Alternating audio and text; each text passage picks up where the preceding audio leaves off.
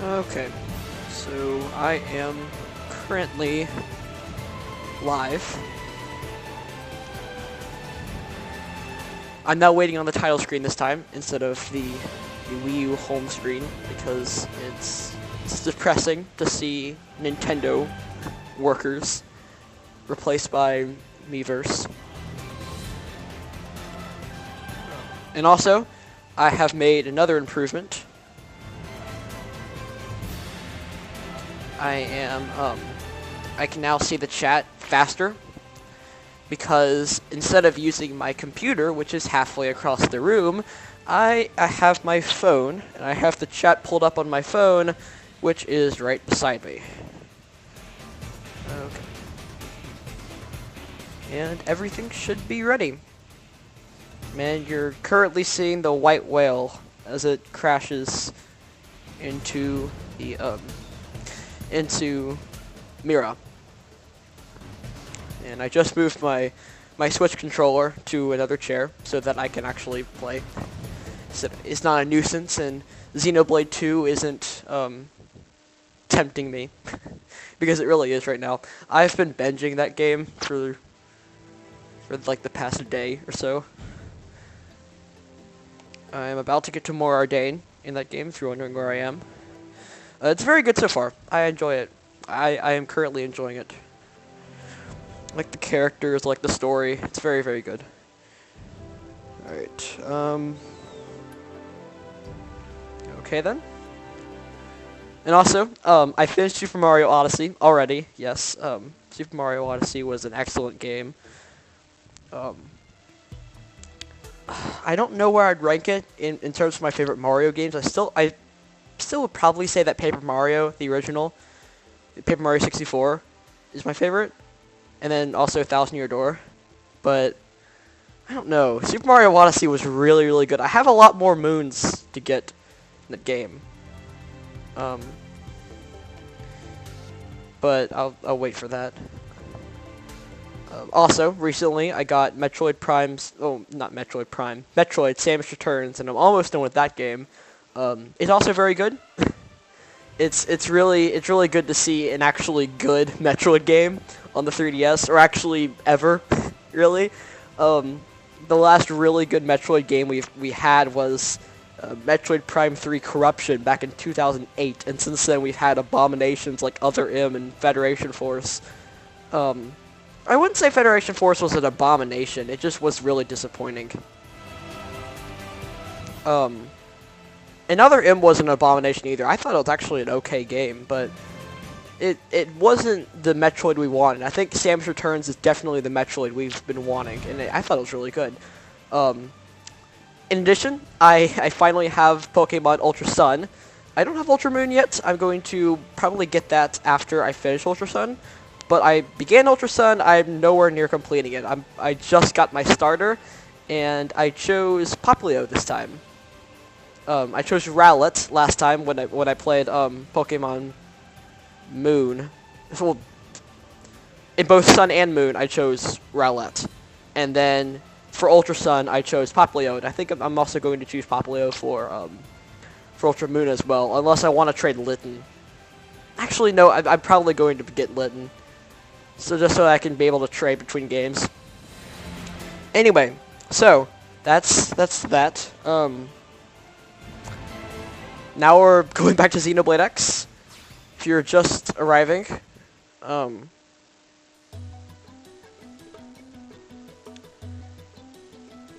was I going to say? Okay, if you're just arriving, and this is the first of my streams you have watched, first of all, welcome. Second of all, I'm going to be playing Xenoblade Chronicles X, and it is a JRPG. It's an open world JRPG for the Wii U. And currently, I'm about to get into Chapter 3, but I'm doing side quests. And speaking of side quests, I did quite a lot off camera.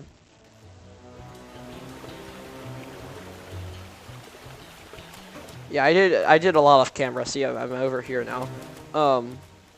So I can show you my characters. I should show you that. You can see over to the side. Yeah, I'm a much higher level.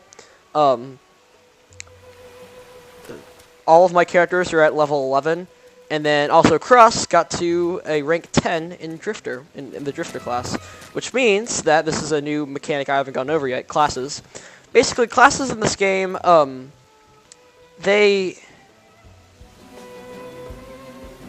classes work very similarly to how they do in other games. But I guess I'll just go over it anyway for the uninitiated. First of all, your character always one key thing that's kind of sad is that all of the other characters you could not edit their classes. Their classes stay the same throughout the entire game, but you can edit your avatar's classes. You can customize that. Classes determine anything from arts to skills. Basically, it determines their entire playstyle in battle. It determines what arts they'll learn, what skills they'll learn. Skills are passive effects. I haven't really gone over that yet, but skills are up there. I think I'm going to go over that in a minute, but to advance to a new class, you have to reach rank 10 in the class you're in. You and you upgrade your rank through experience, just the same way you level up. The rank is represented just below the level over to the left. Your character always starts out with a Drifter class, and then after they reach rank 10, there are three different ways you can go. You can either go with the Striker, which Strikers are really offensive. Well, I wouldn't really say offensive. They have a lot of really good offensive arts, but they're more of a balance. You can see the arts, what arts you learn below at the very bottom. You can shuffle through them as well, I believe. Yeah, you can see all of the arts they learn over time. Rising Blade, Defensive Stance, Power Dive. Some buffing moves, some attack moves. They're really good at both. They're kind of a jack of all trades, master of none. They use assault rifles and long swords as their standard weapons. This is really good for beginners, and this is what I went with on my first time through, but it's not what I'm going to be going with now. Another class is Commando, which Commandos are really, really good at damage. This is more, if you want to have another Elma in your party, this is where you should go. Because Elma is a Full Metal Jaguar, which is a branch off of Commando. There are branches off of these classes as well. Like for Striker, there's you can either your Samurai Gunner or Shield Trooper, which eventually lead into a Duelist or a Bastion Warrior, changing up their arts and changing up their arts as they go. Okay, and getting stronger within that class. Elma is currently a Full Metal Jaguar within a Commando, which means that that's how she deals damage so fast. So if you want another Elma in your party, you want another character that can do a lot of damage, you can go with Commando, but it's not personally what I'm going to be going with, because I already have Elma to do that job. I'm going to be going with this one, Enforcer. Easily my favorite of the classes. Enforcers are really good at providing support. And while I'm not a huge fan of actually playing as support characters in RPGs, I really like the Enforcer class because not only is it good at support, but is also really, really good at ranged attacks. There's an art that you can see at the bottom there called Beam Barrage. That is an amazing art. It deals tons of damage, tons of hits, and it's a ranged attack. And it also boosts damage with an aura. And since if you can see some of the other branches of Enforcer, you learn a lot of auras and a lot of support arts. So it's a really, really good balance between supporting your party members and dealing good damage. So I'm going to be going with Enforcer. I'm going to be changing my class to an Enforcer, and you begin as a level 1 Enforcer after you change your class from Drifter to Enforcer, and also you gain new weapons. For example, the Enforcer that I'm currently in right now. If I go to my ground gear, Enforcers use ray guns and knives. Yeah, ray guns and I think they call them short swords, but yeah, ray guns and short swords. I don't think I have any really good ray guns right now. Or I have some good ones, but I don't have the class to get to there yet. Or I don't have the class. Actually, I do have an iron knife. I can equip that. It's better potential, but worse melee attack. Enforcers aren't really a melee class anyway, so I guess I can go with that. I'm gonna keep with the ray gun though, because I don't have any more ray guns. or the combat ray gun that you start with. In addition to leveling up, and if you're wondering how I leveled up, I went back to mission control, the mission control board, and I just accepted a bunch of basic missions, and I did all of them. Or almost all of them. You can see I'm working on one over to the right. You can see that I haven't finished one. But I worked on a lot, and I built up my affinity with the other party members and our levels. In addition to that, I customized our equipment by quite a lot, if you want to see. It's right here. This is what Cross looks like. You can see the stats, you can see the equipment here. If you're curious. Here's Elma.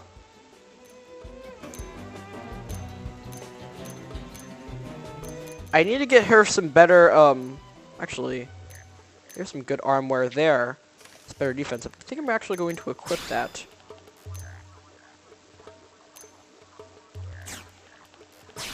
No, I don't, okay. That has better defense. Okay. Actually, I think right now I'm going to equip my strongest gear onto all of my characters, and then see where I go from there. Have my second strongest gear on Cross, and then my third strongest gear on Elma. There. Elma's wearing Lynn's armware. Okay. Interesting. This is Cross now. It's Elma. And that's Lynn. Okay, I think I have some pretty good stats right now. Also, Lynn is wearing glasses. That's interesting. The glasses in Xenoblade X aren't as overpowered as the glasses in the original. In the original game, the glasses were really overpowered. And they had really good... They were unique pieces of equipment that had really good gems on them. I think there was one that you could find in the high-end TATSU that had like an Ether Up 5 when you were crafting at the time like level 2, level 3 gems, but that's a tangent. Glasses in this game aren't as overpowered, but they're still pretty good. Anything else that might be better?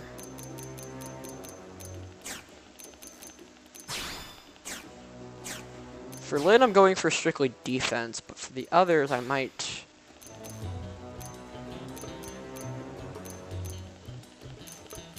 Okay, hold on. Let's see.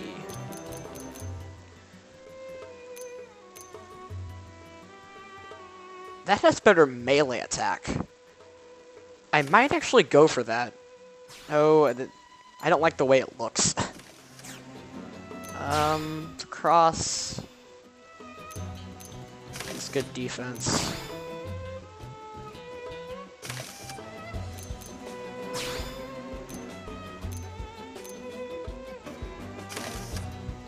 Okay. That might actually be better for Cross. Anything else? That was good defense as well. What about this? I'll keep him the way he is right now.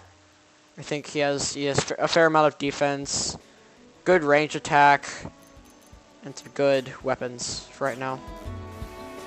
As far as the arts go, this is how I have laid out Cross, or actually, never mind, because Cross just changed classes, so now I have new arts.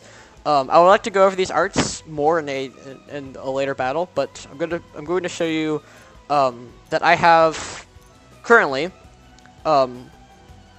When you switch to the Enforcer class, you keep Slit Edge and Chrome Armor from your Drifter class, and I have both of those at level 3 right now. But you also gain Recuperate and the amazing Beam Barrage. I'm going to go ahead and level that up if I can. I don't have enough to level it up again, but let me see if I can level up Recuperate.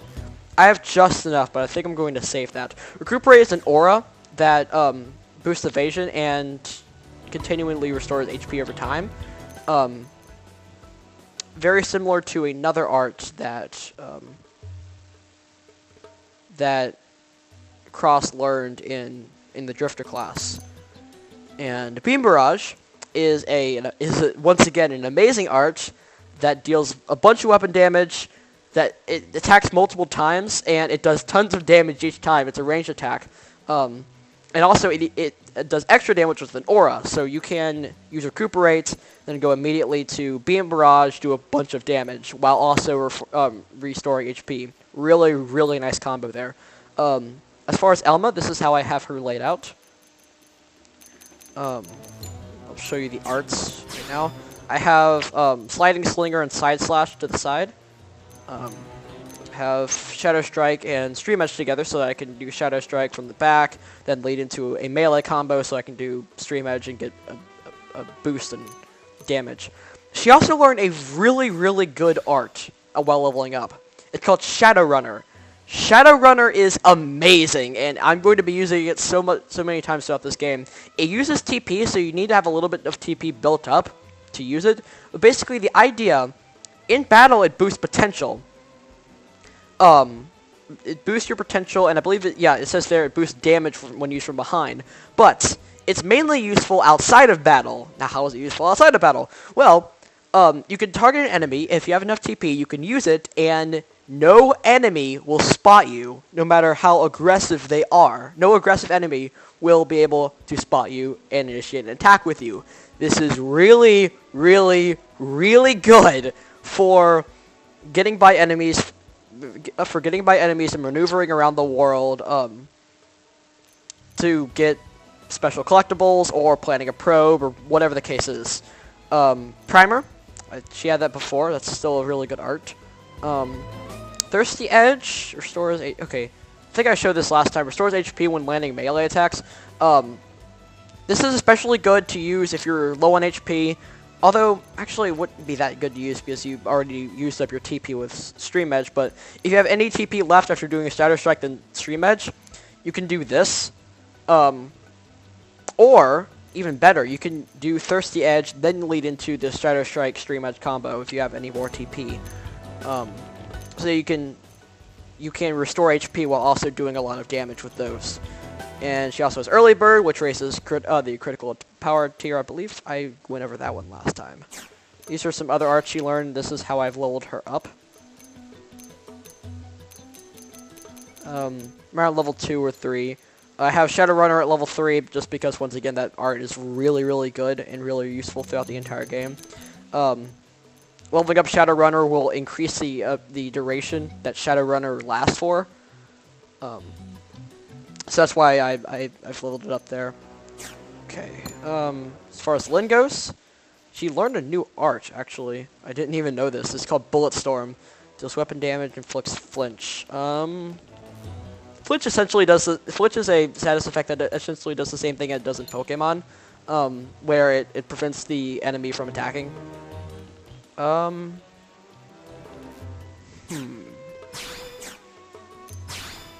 I might substitute that for Thermal Payload, because Thermal Payload takes up TP, and I don't have an abundance of that.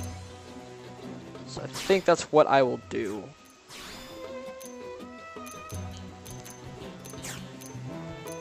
It doesn't deal thermal damage like Thermal Payload does, but I'm still going to level it up and at least equip it for now.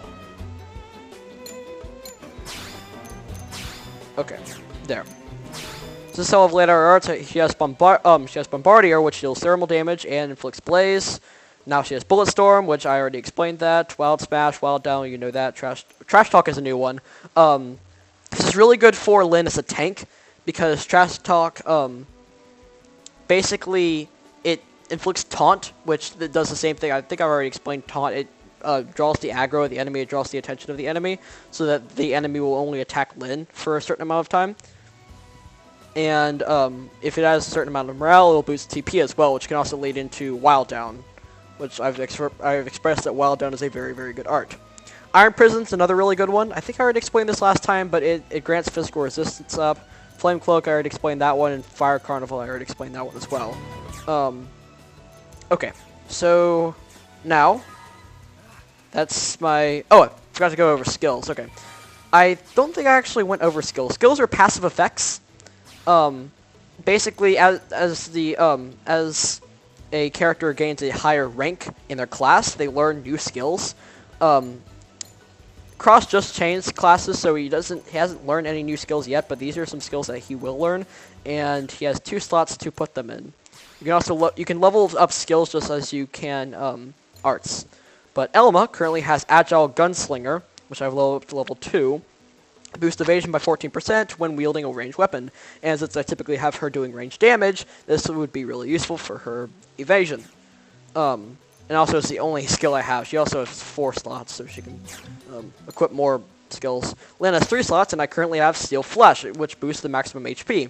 Really good for a, by 15%, really good for a tank, and that's why I've leveled it up. Okay. Now all of that's done. Skills are passive effects that carry on from battle to battle, and that's how they work. So they kind of go on behind the scenes, I guess. Okay. So now I have one more quest I would like to do, and then we're going to be heading to where Nelson's team went lost, or was lost. I'm going to be skip traveling back to FN Site 116, which is near the Eastgate Plain, just outside of New LA. And I also want to change the time, because I'm not a big fan of it raining at the moment. And also, I just prefer Primordia in the day than I do it rather than the night. And I have more, I have more people in the chat currently. Am I late? Okay, sliding the Sonic fan. We're 20 minutes in, I was showering, and I saw how long before it started, before I want. Okay, so welcome, all of you. I've just been talking about my current character builds, and how I leveled up a lot since last time, and I changed a lot of my equipment, arts, and skills. And I'm now level 11 on all characters, cross-switch classes, and yeah. So that's how things are going at the moment. And I was also talking about how I already finished. I'm currently playing Xenoblade 2, and how it's really good. And Super Mario Odyssey was an excellent game. I already finished it. It is extremely good. I still have a lot to do, over 800 moves to get, but still. So I guess I'm showing the Enforcer class in battle right now. The ray gun weapons, they have very slow fire rate, but once again with Beam Barrage, you can't argue against Beam Barrage. But yeah, Enforcer classes specialize in range attacks, although they are very slow. This is Beam Barrage. Once again, an amazing art that does a lot of damage and does a lot of attacks. Does a lot of attacks and does a lot of damage per attack. I just fought those because I was noticed by them, and I will continue on with the quest I was doing. Okay. Well, I'm not currently doing a quest. I'm about to go accept one. I would like to... Yeah, there's a camp right over here. I'm going to switch the time. Okay. I'll switch to about 8.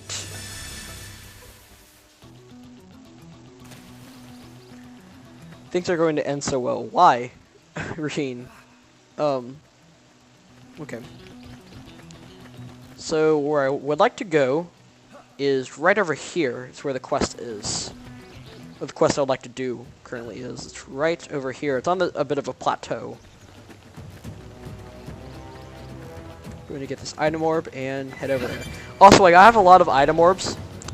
Since last time, I was just exploring around. I have now a lot of item orbs. I don't think I planted any new probes. Yeah, I think all of the probes that I planted last time are still there, and I haven't planted any new ones. But I finished a few squares as while fighting unique monsters and tyrants, excuse me, and the like. Once again, playing Xenoblade 2, they're called unique monsters, just like in the original game. I guess I can, okay, I can bounce up here. Am I in the right place? I believe I would like to go over here. Yeah, okay, it's showing up on the map. Okay, there, Nathan. He has the quest I'm looking for. Okay. Hello, Nathan.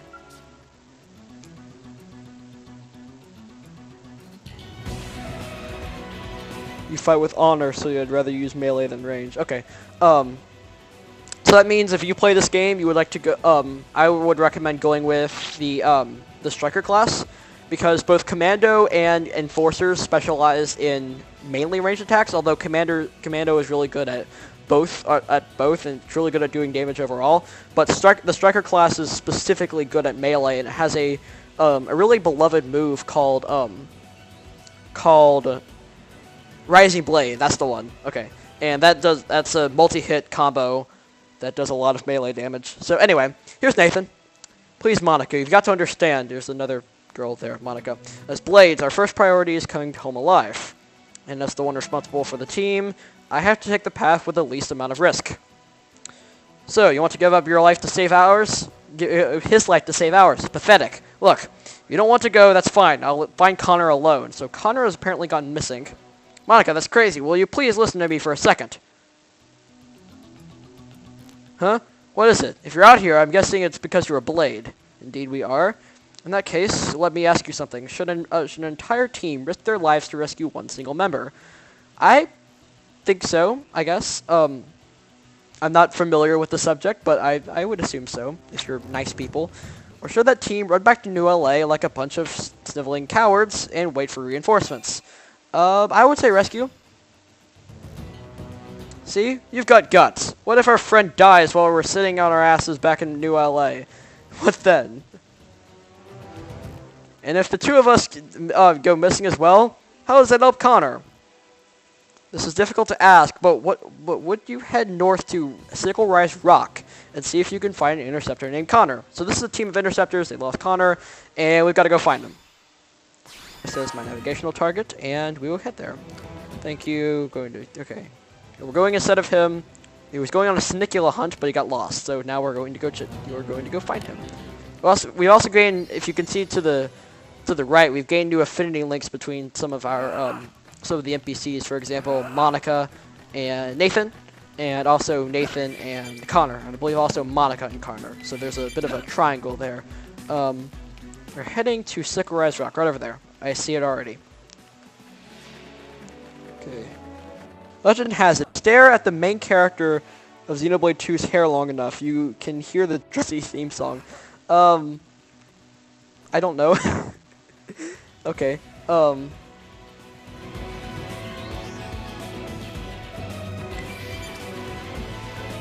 If you would like to hear my thoughts, if you're just coming in, if you would like to hear my thoughts about the games I've been playing recently, for example, Super Mario Odyssey, Xenoblade 2, Pokemon Ultra Sun, and Metroid Samus Returns, all so far pretty good games. Although I'm not far enough into Ultra Sun to make an opinion. I chose my starter and then I stopped.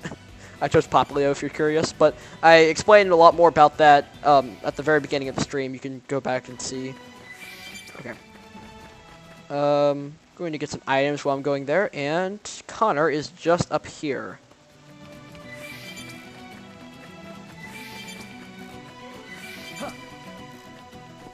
Okay.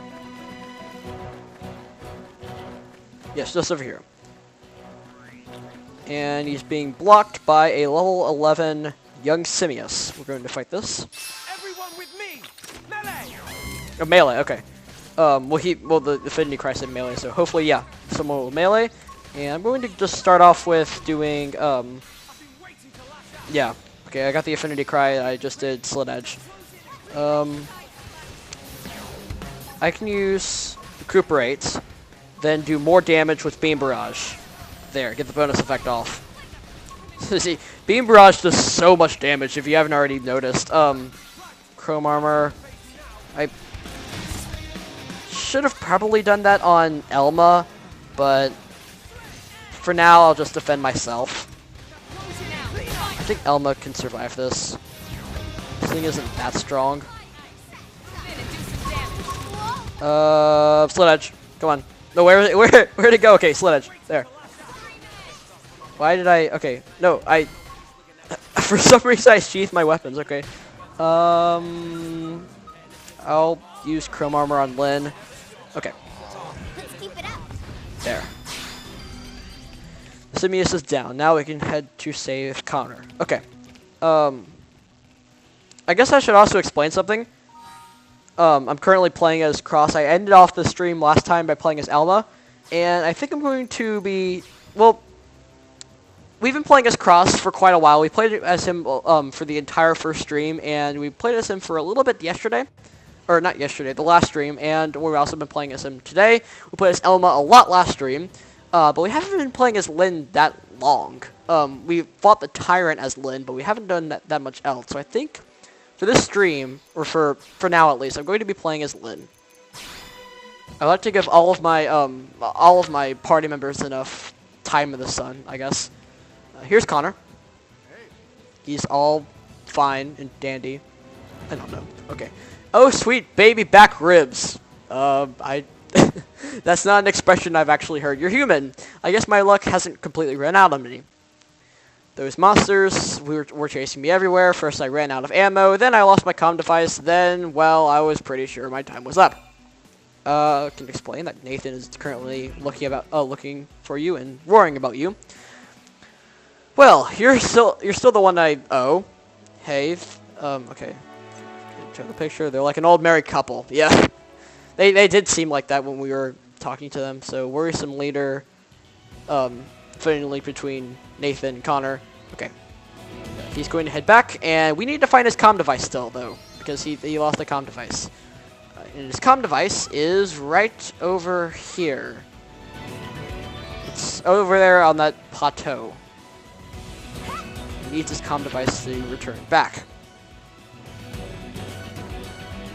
I believe, if I'm correct in saying, there are actually a few aggressive enemies around that point, so I may have to switch to Elma briefly and use Shadowrunner, because typically whenever there are a lot of aggressive enemies that are really strong and I really don't want to deal with them at the moment, I switch to Elma and use Shadowrunner. As I said, the Shadowrunner strategy is really, really useful, and so I can get by the enemies really quickly. Doesn't actually look like there is. I think I'm going to go around. This comm device is up on this plateau.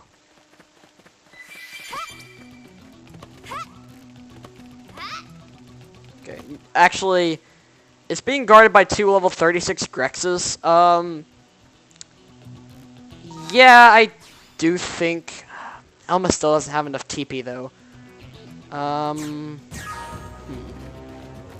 What should I do? Alright, where is the comm device currently?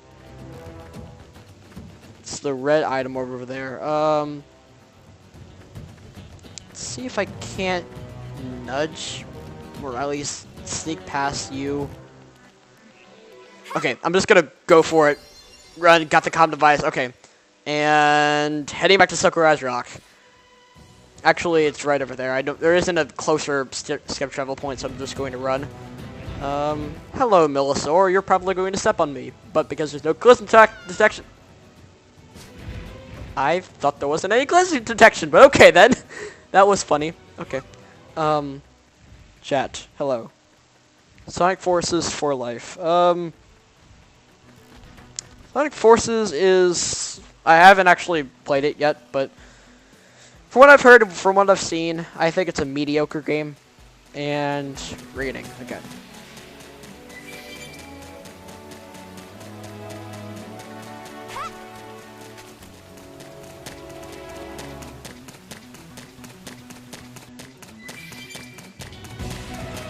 Raheem, whenever you said that you fight with honor, I was being reminded of the Metal Gear Solid 3 theme. I don't actually play the Metal Gear Solid games. I've never actually played one. But I know what they're about, and I've heard the main theme, Snake Eater, to Metal Gear Solid 3, and part of it says I fight not for honor but for you, or something like that. It's a lyrical song. That's the point. Anyway, so Connor, we found your comm device. Okay. Any luck? Once I've got the baby, I can reach the others. No matter where they are. Okay. I'll give him the comm device, and now he can skip travel. Now he knows the wonders of skip traveling. Okay. And now I know who to turn to for help next time. He's take a turn for the worse. Okay. And speaking of which, managed to get in touch with my team thanks to you. They're on their way here now. Here's this for saying thanks. Okay. Mission complete. And speaking of him coming to us whenever he needs help, he actually has a new quest for us, so I'm going to accept that. Hey there, Cross. Or you're not talking to Cross, but you're talking to Lynn. But Cross is in the party, so I would assume you're talking to him. Okay. I managed to get in touch with my team thanks to you. They're on their way here now. So you're going to what are you doing back out here anyway? Bored or something? If so, I suppose I can give you that bounty assignment I flubbed. So this is the assignment where he got lost in a Bolsonicula. He needs to defeat that. Someone's chopping at the bit, huh? I bet you can take that bad boy down by just without breaking a sweat. Okay. Sonicula Assault. We have to go defeat the Bolsonicula he was sent out here to kill. And thus we will go over there. According to our navigational target, it's over there, but I believe I can just off screen or off camera, I discovered Talon Rock's second treasure, and that is very close to the Bolsonicula we need to kill, so I will skip travel there. It's a pretty far ways from where we are now. Okay, my cousin did too. Cross jumps are as high as Mario. Oh, cross jumps. Okay. Yeah. Cross jumps really, really high in this game. So does Lynn. And all of the other characters. When you're just walking like this, you don't really jump that high. But when you're sprinting, I'll show you as we jump off this cliff. You jump extremely high. Just like the first game, Xenoblade X encourages and uses the environment to its advantage. And there's a lot of platforming involved. Or not a lot of platforming involved, but there's a lot more focus on the environment in this game as opposed to many other RPGs. So I'm heading over here, and this is even like extenuated in this game, even more so than it was in the original. So here's the Bolsonicula. There, hello, you're level 8. Okay, I can use my new Bullet Storm.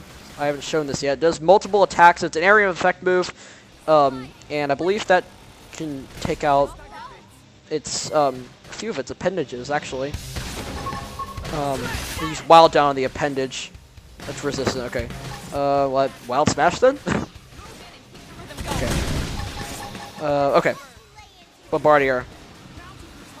That didn't exactly work. Bombardier is a weird move. It basically Lynn jumps, getting her extra distance while she's using it.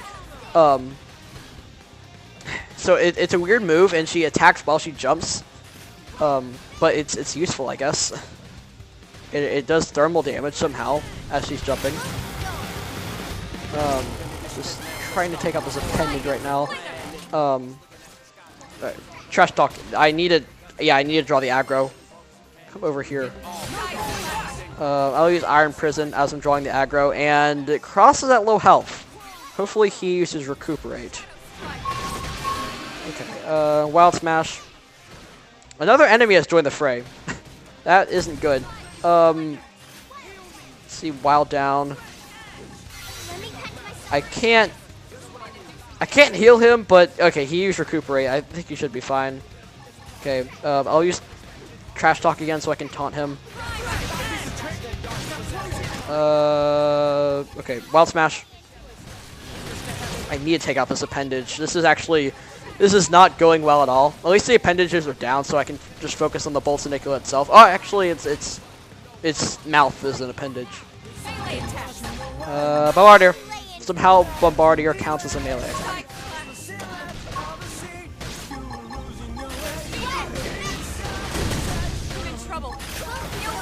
Bullets. Okay. Elma. Okay, this is going really, really badly. Let's see if I can. I still can't topple it. Okay, please. Taunt. Okay, great.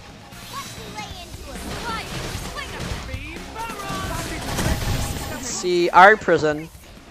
It's currently attacking me. I guess I can put up an aura there. Yeah, Elma died. That was bad. Okay. This freaking Swede is still here. And and it shall die. I'm about to die here. This is bad. This is pretty bad. Almost down. Okay. This is really bad.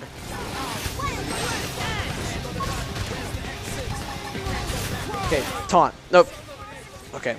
I don't know what Cross is going to do, but somehow he may. Okay, no, he's not going to fix this. We have a lot of level 11 Swedes here. Oh, you helped me up. Hi. Yeah, that went really, really badly. I have more people join the chat. Okay. Should be working. I've already been. Okay. Oh yeah, a lot more stuff. Okay. Wi-Fi went out again. I saw The Last Jedi. It was awesome. Yeah, I did too. The Last Jedi was actually a really, really good movie. I liked it. My cousin did too. Cross jumps. Okay, yeah. They jumped high though. I don't know. I guess it's just because they are sprinting at the time. Who wants to see me? Oh, Xenomaster joined. Hello, Xenomaster. We now have a whole party here. Now that Xenomaster's here. Who wants to see me do a Sonic Forces Supersonic playthrough? I would. I'd actually like to see a full Sonic Forces playthrough, so that should be fine. What happened, Malik? Okay. Hey, new person. Florian Moeller. Hello. Welcome to the stream. Okay, who are you? Question, is the server working or down? Oh, the server? If you're referring to the Xenoblade X server, then that's... Currently, I haven't gotten to that point yet, in the story. But I know what you're talking about. Once again, I've played this game twice already. This is my third time playing, and I'm doing it in front of the entire internet. Should be working. Already doing one, Malik. Yeah, okay. I haven't actually seen the Wyman's playthrough yet. Thanks. Okay, well, I guess we can both do one in that case. The soundtrack right now, like I said, things aren't going to end so well. For the Miiverse. Well, yeah, Miiverse shut down. Miiverse is shut down, but not everything in Xenoblade X revolved around Miiverse. Not all of the online features. That just restricts the messaging. Used to in Xenoblade X, you could see in the bottom right corner that there were messages through Miiverse that would pop up that other people playing. That didn't shut down everything. You can still connect to the server, and you can still go to the go to your multiplayer squads, and there's still online capabilities. You can still go to the Blade Concourse, and you can recruit other players into your party, and all that still works. All of them is only the things that were affected by Miiverse that are shut down here. Okay.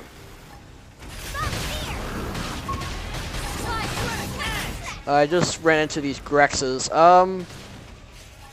I just wanted to kill the one Senicula. I didn't mean to run into everything else. Okay. Wild Smash again. Okay, that young Grex is about to be dead. There's another one here. I can topple it here. Okay. More things in the channels, right? We weren't going to end well against an enemy. Yeah, things were never going to end well. There are a bunch of level 11 Swedes around, and while I am still level 11 right now, there were just too many enemies to handle, and all of my party members died. So, Wild Smash there. Soul Voice. Release Iron Prison. If I only had Trash Talk right now, I could taunt it, but it's defeated anyway. Okay. I might... Okay, there aren't any really strong enemies in the direct vicinity. Although there is the... Okay, let me try to lure you. Can I lure you over here? Get over here.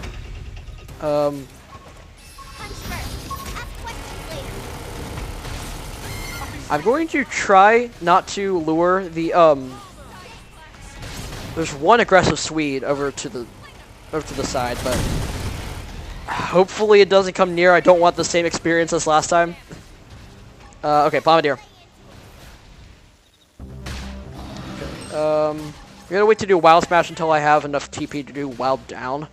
I really need to topple this. Then again, it's resistant, but Okay, no, it is resistant. I can at least do some damage with it though. Damage to, oh, it's still toppled. Wow. It was resistant last time. Okay. Then again, it's not immune, so resistances don't last forever.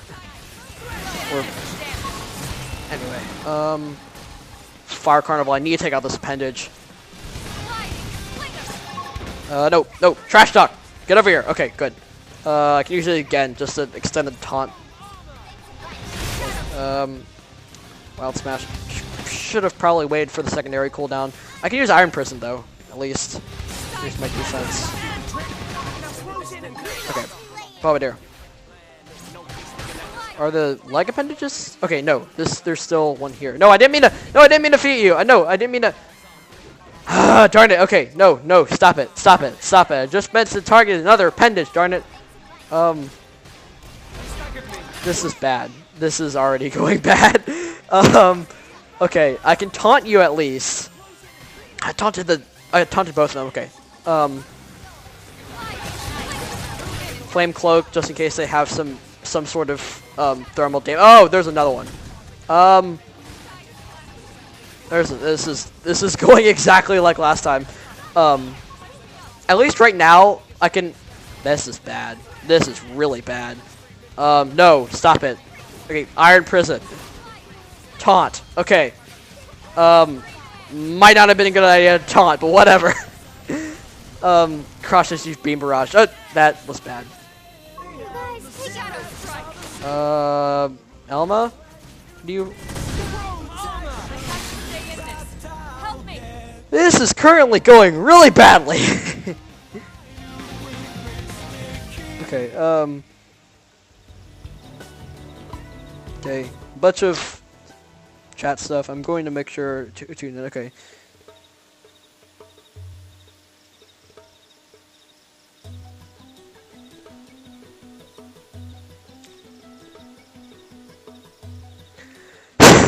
Yes, that didn't end so well as well.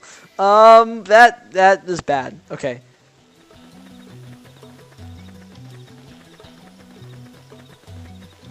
This is embarrassing. This really is. They're the aggressive freaking Swedes. A lot of them around here. If there was a way. Okay.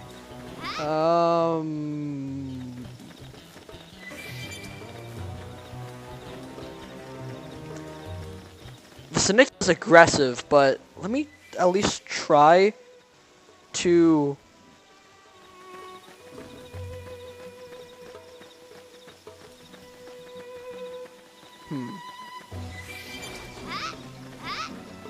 There's a Swede over there, and there's a Swede over here.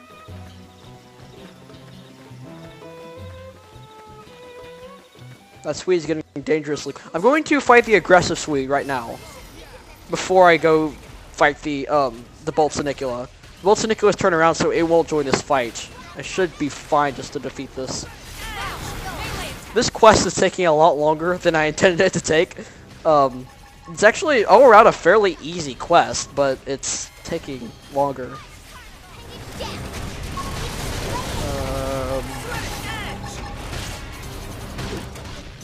They don't have any flame. They don't have any thermal attacks, so I wouldn't do me well to do Flame Cloak.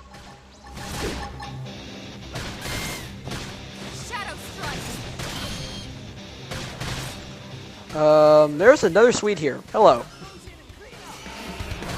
Although you've taunted me. Topple you for now. Resistant. That renders Wild Smash do less damage, but Bullet Storm. Flame Cloak, just to get the Soul Voice, or at least gain some affinity. Fire Carnival. So I'm guessing, Florian Moliner, that you have actually played this game before. I'm sorry if I'm pronouncing your last name incorrectly, but I'm guessing you've actually played this game before. Because you seem fairly knowledgeable about this game. I've played this game before twice. This is my third time playing, as I said before. This is a very, very good game. It's very underrated. The original Xenoblade is my favorite game of all time, but I still think that Xenoblade X is very, very good. Let me try to get that miracle topple again. Okay, no resistant. Must have a high chance of resisting that. Resistances don't work as they do in the original. Resistances in this game, and the original resistances basically they when an enemy has a resistance, they will resist that status effect until you do a chain attack. If you do a chain attack, then the status effect will be pulled off no matter their resistance. If the enemy's immune, then you will never be able to pull that status effect off. In Xenoblade X, resistances work as they have a chance of resisting a certain status effect, and last battle, I got a miracle where I pulled off a topple, and that topple is not working now. That miracle will not happen twice, apparently. Yeah, I just want to point out, this is my third time trying to defeat a level 8 Bolt Sinicula. I swear I'm not that bad at this game. I've played this game before, twice. I've just attracted the other Swedes. Okay. Probably stop using area of effect moves. That would probably do me quite well. Okay. Trash talk and then Iron Prison. So I can tank right now. Out down. No. Pengus is staggered, but it's okay. Failed. Darn it! No. This is not going well again. I failed the freaking soul voice and that. Okay.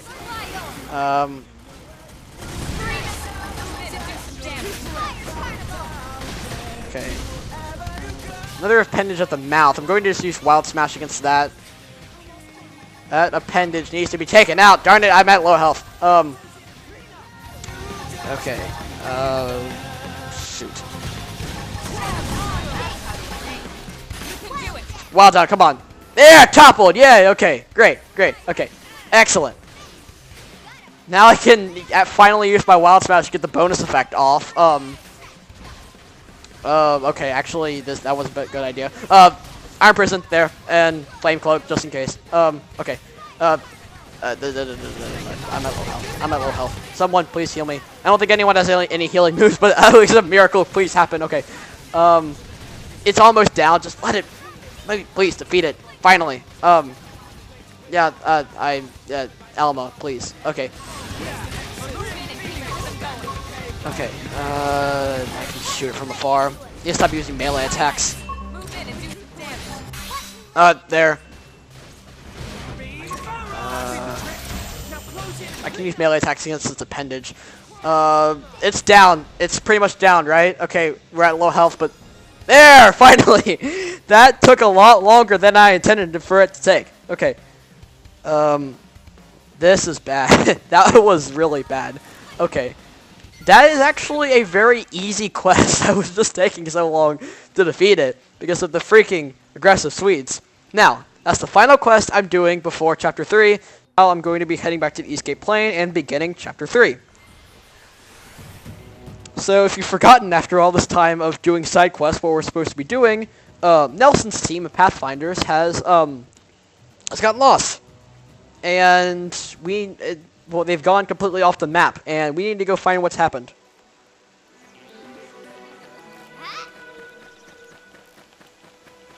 Where are we? Okay. For this chapter, I'm just going to be following the main path. I'm not going to be diverting too much. All I need to really do is follow this path into an area just over there. You can see that covered area with it's land covered. I would like to have it, and that's a not that yeah. I don't need to fight you right now. You're this game's equivalent of a level 81 monkey. This game's territorial Rotbart, which is called Hey Deaden the Territorial. There's also a level 99 unique monster over there. that Millisor is actually a unique monster. And it's really, really powerful. So I don't want to deal with it. That's another unique monster. But I'm going to save that one for a basic quest later on. Basic mission, excuse me. Once again, the other stuff, Xenoblade 2 has gotten to me. Xenoblade 2 also has a territorial Rotbart. Well, it's another level 81 monkey with that's called territorial rap art. And yes, Raheen, I have changed my destiny. Okay.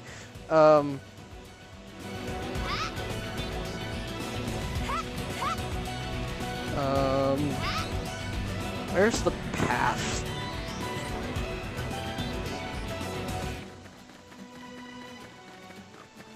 So I've reached kind of this reservoir. Here's the path I was supposed to be following.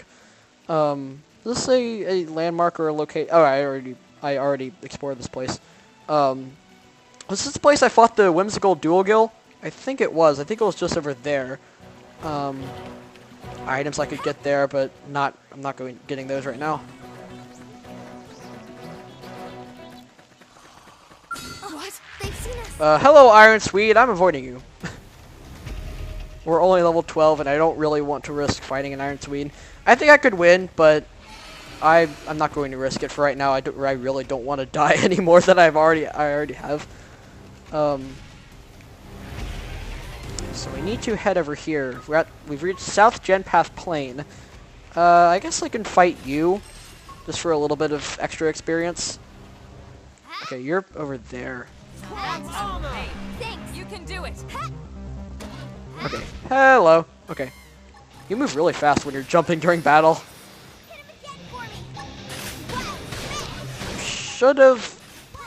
I should have toppled you before. Okay, you're resistant. Fire Carnival. I have the secondary cooldown that did more damage. Okay, where are my party members? Oh, you're down there. You've actually attracted more stuff. Okay.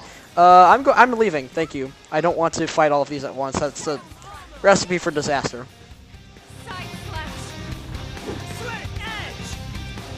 Okay.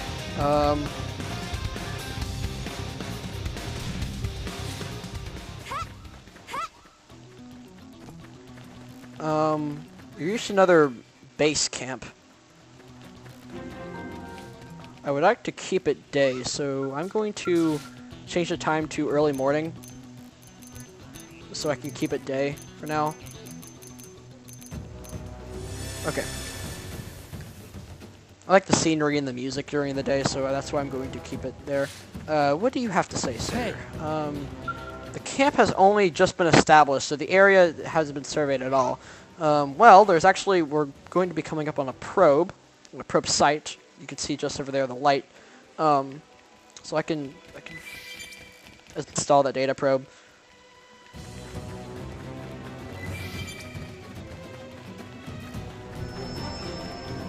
Sea-swept ridge. Okay. Okay. I can fight you right now. Taunt, so I can tank for a little bit. I'll smash.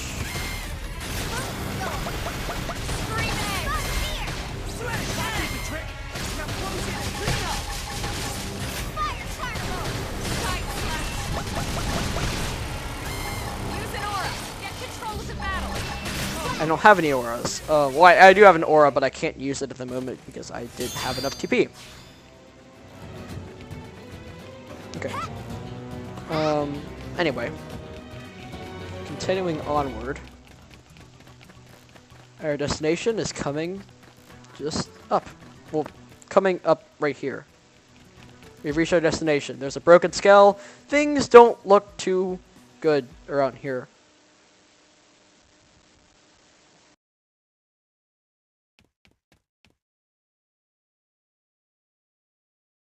Damn. I knew we would have heard from them by now. It was definitely fighting something. But this damage, it's not the usual claw or bite marks. No signs of the team. If they were eaten, we'd know it. So did they walk away, or were they taken?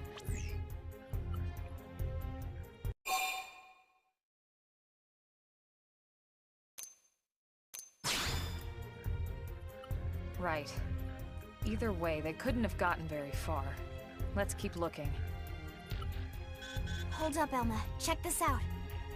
I'm picking up an Earth-based IFF signal coming from that direction. It's Pathfinder. That thing over there, maybe? It doesn't look natural, does it? No, it doesn't. It looks like trouble. And look at this. I'm picking up readings for other life forms too. Multiple signals, moving around inside the structure. Velma, you don't think? I think you're right. Look at their movements. They're controlled, orderly. They're definitely not wild animals. Now the question is, are they native to Mira? Or are they visitors like us? And if so, from where? You think it's one of the forces that destroyed Earth? Let's not jump to any conclusions. It's a big universe out there. Of course, we shouldn't rule it out either. Should we call this into HQ? Yes, but not from here. If we're picking up their signals, they might be close enough to intercept ours. You there! Drop your weapons. Stay calm. We don't want to provoke them. Earth aliens, surrender now! They know about Earth? You may have been right after all, Lynn.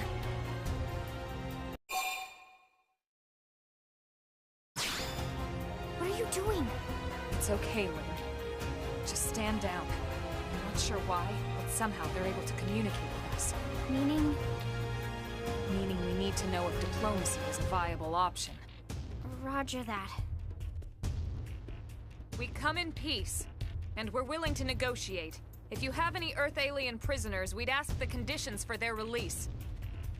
If you don't, we'll leave you in peace. No negotiation. No conditions. We have our orders. All Earth aliens must die.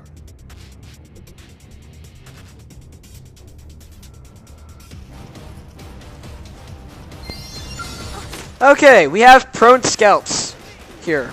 And they're pretty easy to defeat for right now. They're only level 7. But these are just the guards. They get a little bit stronger later on, but we're still level 12. We should be fine. So, yeah. We have found intelligent life on this planet. And they know who we are. They know about Earth. Questions arise now. Okay. This one down. Use Wild Smash now. Probably need to be a bit more strategic in how I topple and use Wild Smash, but anyway, Bullet Storm, there. So much for the diplomatic approach. What's the deal with wanting us all dead anyway? Yeah, I wonder. They did mention they were following orders. Maybe someone higher up their chain of command would be willing to negotiate.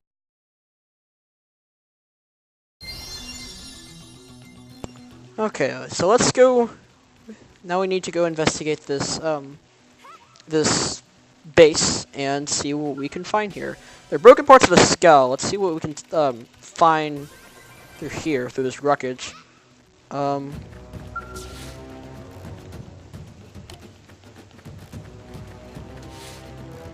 see, there's another part over here. Okay. Have some credits and experience. Where exactly is the, there's another, some enemies we could defeat over there. Okay, yeah, here. Where is it? Okay, not enough, not sufficient field level. Field skill levels we will get to later. For now, I'd like to find the probe. Yeah, it's just over there in this area.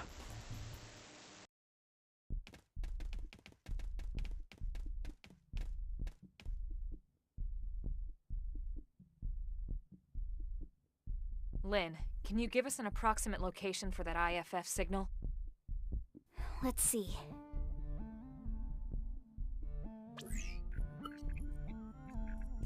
Seems to be originating from that building over there.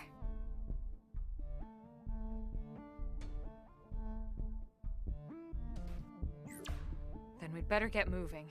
There's no time to lose.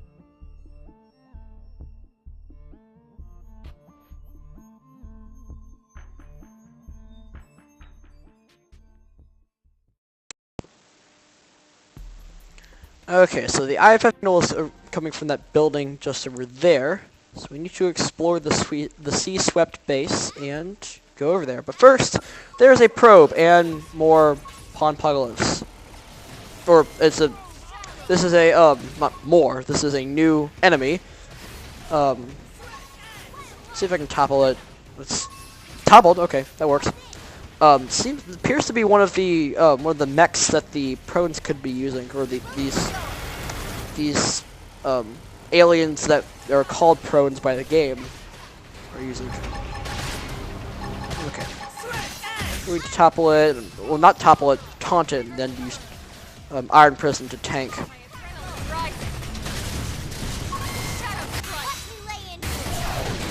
Okay. Should be fine here. Need to defeat this, and then I'm going to go install the data probe just over there. You will see as we go over there, it's actually being guarded by some other of these intelligent creatures.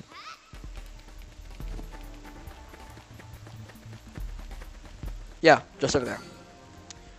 They're prone majors, but they shouldn't be too powerful. They're only level 7. You can topple them here. Knock them off guard. Use Wild Smash, get the bonus effect, do a bunch of damage. Then I continue onward.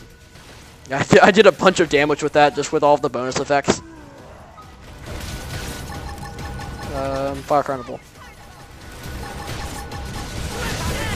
I can tank for as long as this thing is going to be alive. And finish it off with Wild Smash just because I can get the affinity from the Soul Voice. I'm so tanky at the moment, I can use Flame Cloak, okay. It's mean to use Iron Prison, not Flame Cloak, but okay. Anyway.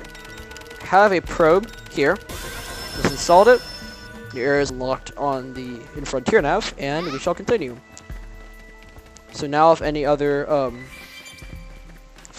signals are detected in this area, Blake can detect it, and also we can survey this area a little bit more. That probe is very useful. And it was usefully placed. There's more to this base that we can explore, but I want to just head straight to the building where the IFF signal is emitting from.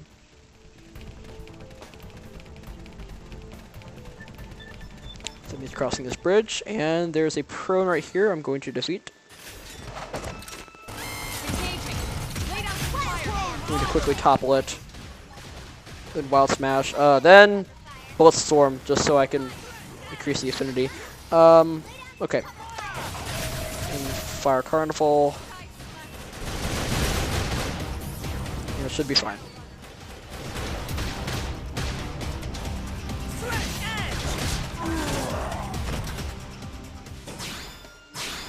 Okay. So now continuing onward, and Lynn leveled up in her class, or ranked up, I guess, in her class.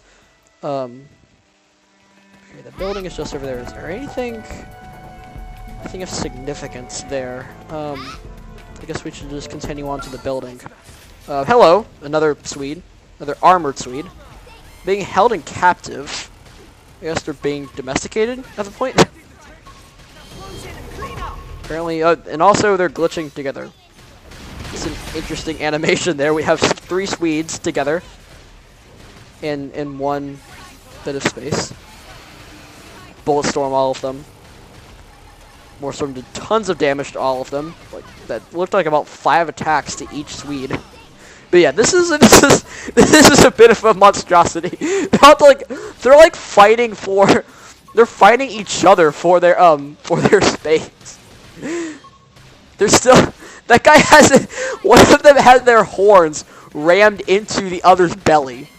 This is hilarious. Okay, I'm going to tank now. Send the top a little bit. There's another Swede just over here. Or actually, no, that's a prone. Okay, I can topple you at least, and then Wild Smash. This thing has a very low topple resistance.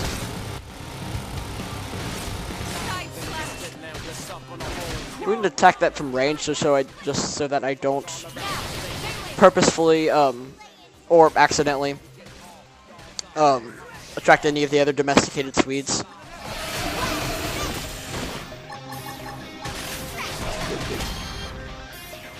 Oh, actually, trash talk attract them too. Okay. Well, hello, other Swedes.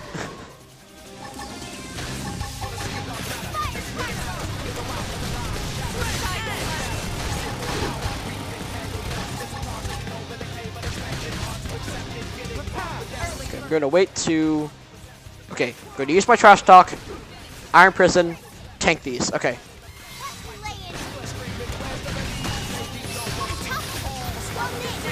Okay, okay, yeah, bonus effect. I didn't mean to use, Bullet Storm there. I meant to actually use Wild Smash so I could get the bonus effect.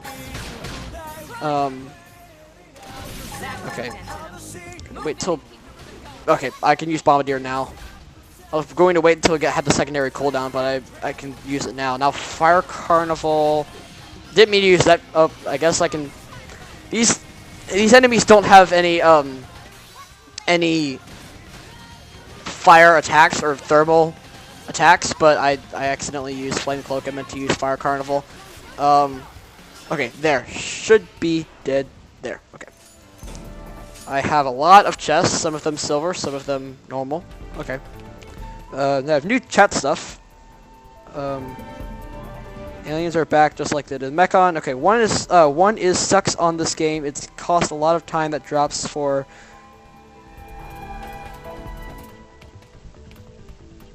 I'm not sure what you mean, Florian Molnar. Okay. Once again, I'm sorry if I'm pronouncing that last name incorrectly. I guess one thing that sucks in this game, it takes a lot of time for drops from 60 times webs or special web. Okay. Now the Swedes are trying to change their destiny.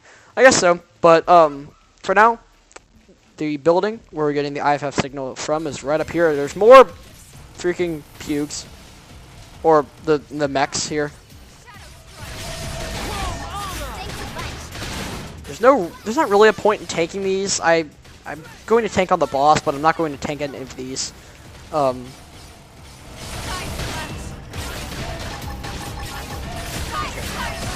Well, I guess they have a little bit more HP. I can tank them for now at least. Okay, Bombardier there.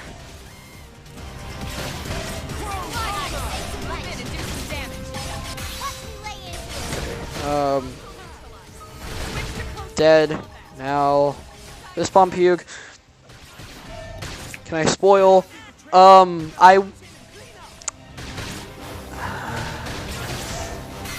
No. I'm sorry, but no. I really don't want any spoilers in the chat, because I know for Ruhin specifically, I know this is his first time experiencing Xenoblade X, so I really don't want you to spoil if that's okay. Okay. Anyway, so we have reached our destination. We have reached the building where we have picked up a signal from. There's a bit of wreckage over here.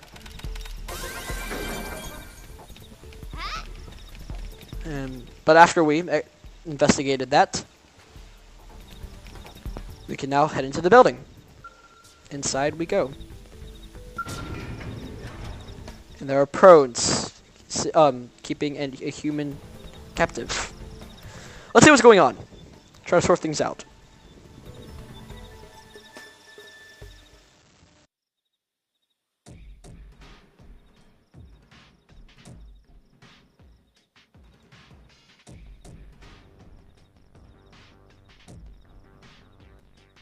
Or, you know, they're all dead.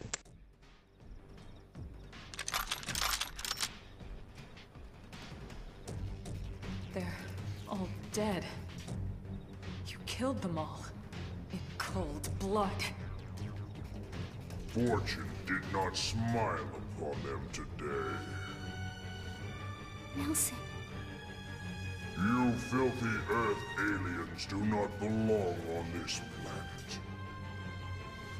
You seem more fluent than the others. Are you in charge? I am called Glednar. I command this squad, Earth alien. Now it It is time for you to surrender. Hello, Glennar. I am called Elma, and I command this squad. If this planet is your home, we apologize for intruding. We crash-landed here after our ship was damaged in an attack by unknown adversaries. We were hoping we could negotiate a peaceful settlement in exchange for our friends, but... Peaceful settlement? Your words are wasted on us. All we can promise Earth aliens is a swift death. Elma. Right. We tried. Looks like survival of the fittest it is. Fine then. Seeing as you know we come from Earth, I'm guessing there's a good chance we might have a score to settle with you anyway.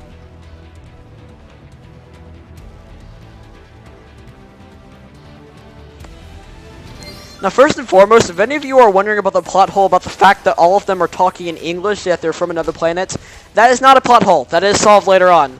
But the first thing we're going to do here is try to tank them, and I'm going to focus on the smaller ones first before focusing on Glennar. But yes, that is not a plot hole. That will be explained later on. How all of these races, this race can talk English.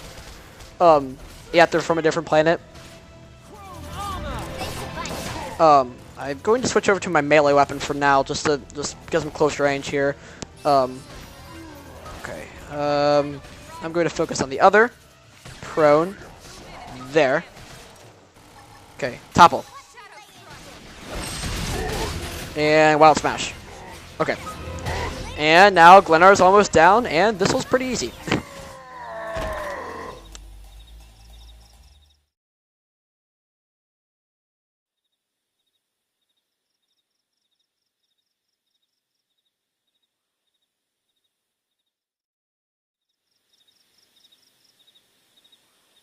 I don't get it. Why would they be so bent on killing all humans? Who can say? Whatever the reason, this is dire news. We should let the others know ASAP. Let's call it in and head back to HQ for a full debrief. Roger that. And here I just started to hope we'd finally escaped all this. Escape! Yes, escape! Tatsu also want escape! Friends! Friends that leave Tatsu trapped! More Xenos? What should we do? Stay back, Lynn. What do you think, Rook?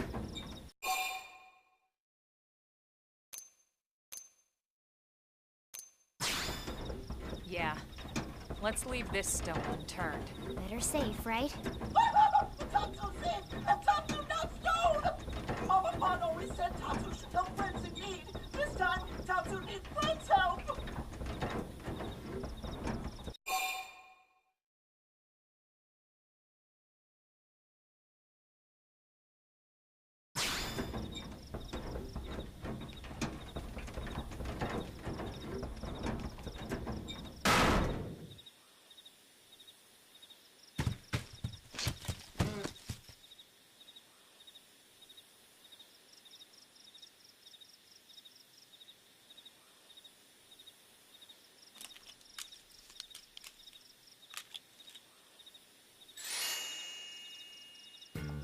Finally! Tatsu almost suffocated in there! Interesting. One of the vegetables is sentient. Talking potato. I wonder if it tastes different too. I know what we're having for dinner tonight. You don't know it yet, new guy, but I'm a pretty mean cook. You are mean! Mean and cruel! Tatsu definitely not potato! Tatsu explained this to dumb and smelly Prone when they take Tatsu, but Prone not listen! Prone never listen! Oh, no pog rude day Prone first set stinky feet on Mira, especially Tatsu. Tatsu witnessed Prone abuse firsthand. At this rate, entire Nopon race in danger! Yes, Nopon are endangered species. So really, friends have social responsibility to protect Tatsu from danger. Uh-huh. What do you think, Elma? Bake or fry? Wait a minute. The beings who captured you, big brutes in armor? Little pointy ears? Yes, prone! And they're a more recent arrival here, is that right? They're not native to this planet? Not native, recent. If friends want more details, friends must promise to protect Tatsu. Only then will Tatsu talk. Right.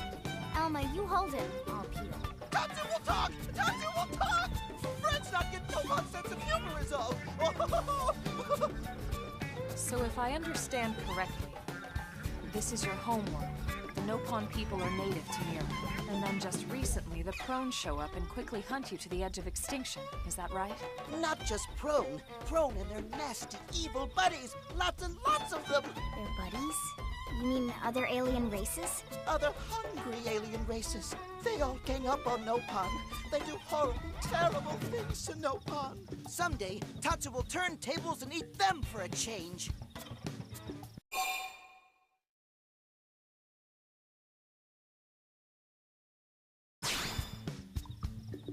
Then you'll help Tatsu? Protect Tatsu? Oh, happy day! It's settled then. In return, Tatsu will accompany friends back to their village. What do you think? Take him with us? He seems harmless enough. And he'd be a good source of information on Mira and the Prone. All right. We can debrief him when we report to Commander Vanda. As long as he passes the quarantine scan, we can bring him back to New LA. Right. Let's get that out of the way.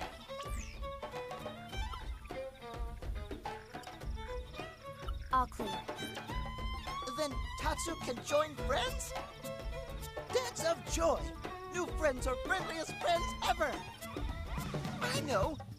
Tatsu has special thank you gift for friends for saving Tatsu's life. Tatsu will lend it to friends for free. Lend? It's not a gift if you don't give it. Give it away? For always? For free? This would be insulting to friends and to Tatsu. No Nopon merchant worth his salt and pepper could do such a thing.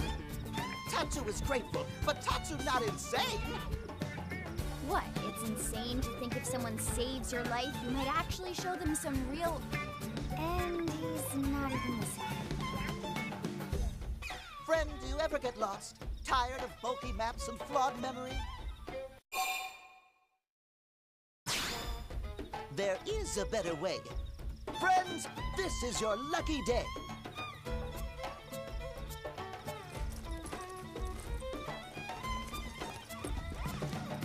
Presenting Follow Ball!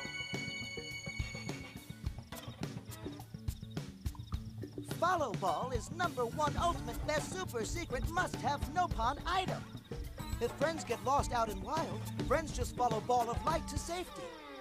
And now it's yours, for free, to borrow! For now, anyway. Really? Follow Ball? That's the best name you could come up with for your super special thing? Meh, meh, meh. What would friend prefer? Fancy name no one understands so friend can feel smart?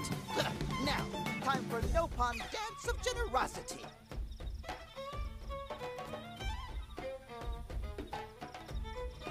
I don't know. Is that thing really gonna be all that useful? What if it's a trap, or boom, it just blows up in our faces? Ah yes, that reminds Tatsu. If Follow Ball get damaged, Tatsu need to charge friends full price, plus restock fee. So much for Dance of Generosity.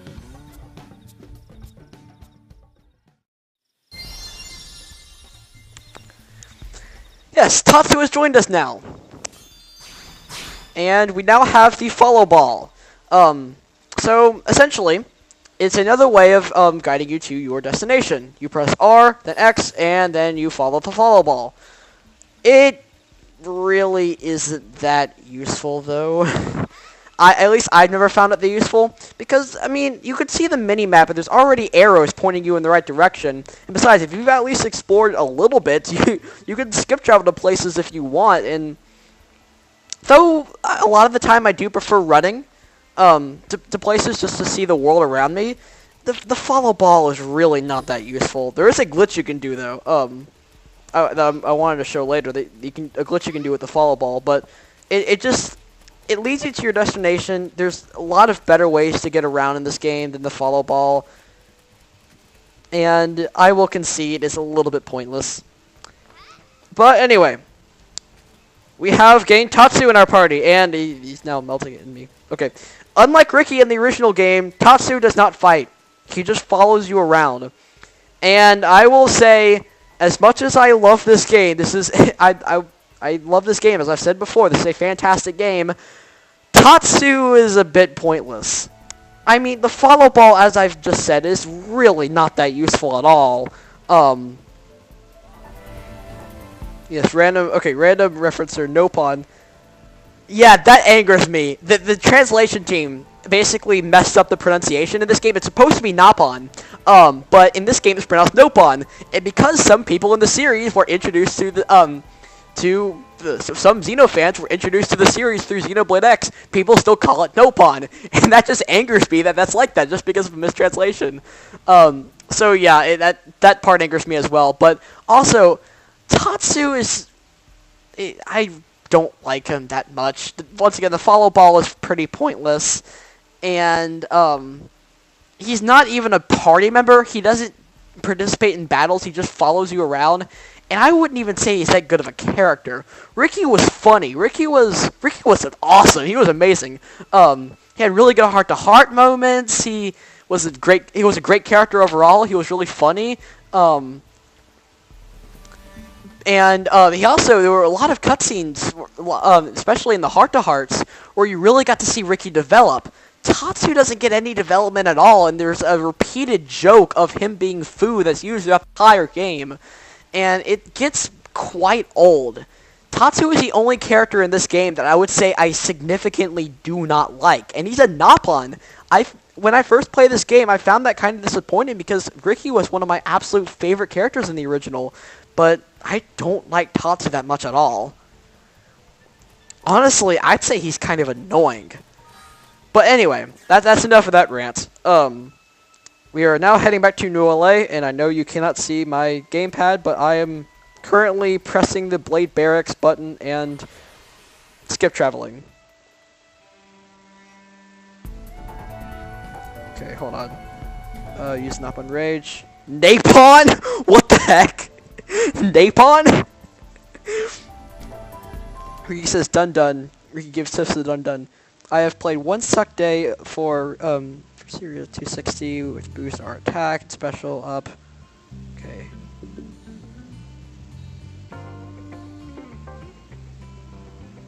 Yeah, I can understand that. I can understand that as well, but I'm going to get more into scales and how they work later. Whenever we actually get scales. Around Chapter 6 when we actually get the scale license, and then we get the scale, and then we have to go back and do it like an, I think that one's an Affinity mission, where you get the flight module. But anyway, we return to the Blade Barracks. Let's talk to Vandom. And we have figured out that we are not alone as intelligent life on this planet. Losing Nelson's team is a real blow. But the fact we're not the only visitors on this rock is even worse. They made it clear they want all humans dead.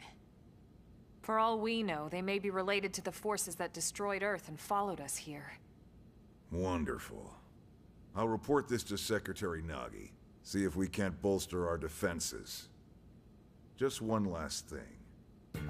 What the bloody hell is this dancing turnip doing here? He's actually a potato. Tatsu, not turnip or potato. For last time, Tatsu is not food. Now, on behalf of Planet Mira, Tatsu welcome all Earth people and offer a friendly treaty of friendship. Yeah, right. Anyway, we were thinking he could be a good source of general intel about the planet.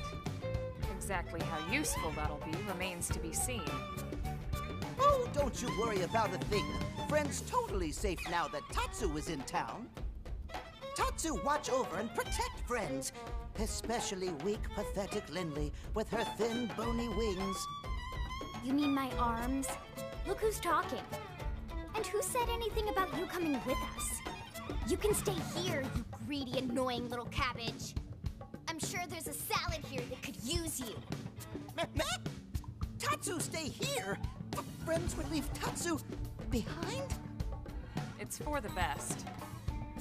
You said yourself your people are endangered, and the Xenos that captured you might still be out there.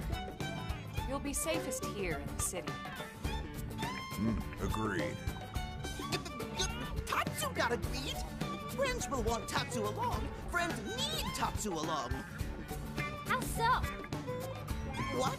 Well, that, of course. This planet have many helpful Nopon that Tatsu can talk to. Other Nopon can share information for friends. That might be useful. That right. Most Nopon not like Tatsu. Nopon can be shy. Nopon can be difficult. Most Nopon never trust friends or even talk to friends. But Tatsu? Nopon love Tatsu. Tatsu use smooth talk and winning personality to get friends good info. The tater tot has a point. Uh-huh. More like an ulterior motive, if you ask me. Tatsu perish the thought. Tatsu intentions are pure, Linley. Pure as snow. Linley intimidated by Tatsu's strength and smarts, but do not worry, Tatsu is true friend. Strength and smarts, huh? That's really not what I'm worried about here. All right, then it's settled. Small Fry here will accompany you three out in the field. After all, we can use all the info we can get. Seriously? We have to babysit this thing? You're the ones who picked him up.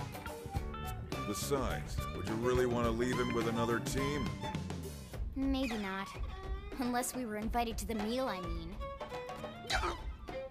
See? Already getting along like peas and carrots. He can be your charge, Lynn. Oh, come on, Commander! That's not funny! I've got my hands full out there! This is so unfair. Back me up here, would you, Elma? I'm sure Elma has no objections. Right. As you say, Commander. Done and done. Welcome to Blade, Tater. We'll be counting on you. Yes, sir! And it's a Tatsu. Oh, one thing Tatsu forgot to mention. Nopon are pacifists, so friends need to defend Tatsu, keep extra super safe in any battle. Tatsu VIP diplomat, after all. And why am I not surprised? So much for him watching over and protecting us.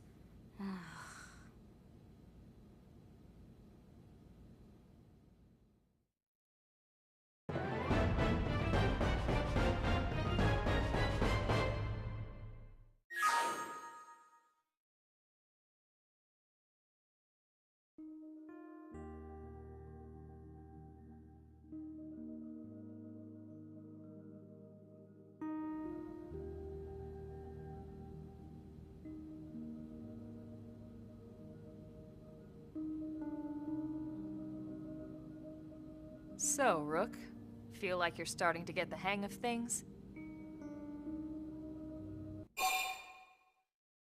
Of course you are. You've taken to it like a fish to water, just like Elma and the Commander said you would. Just the same, let's review the key points, and I can fill in some extra details. Blade's top priority right now is to secure missing pieces of the Lifehold. You remember that much. Countless people are frozen in the Lifehold. It's the key to restoring humanity.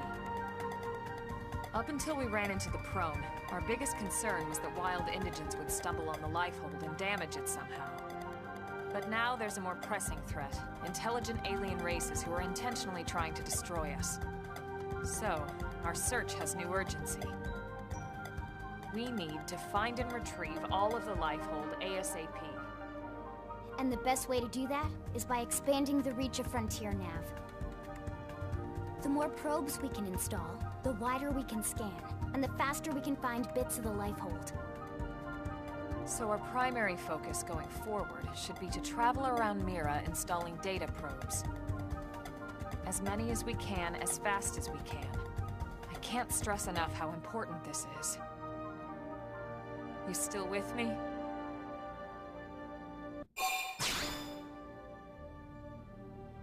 Good. Then let's move on to the other pressing threat that Blade has to deal with. Hostile indigens. There's no real delicate way to put this. Any wildlife that poses a clear threat must be eliminated.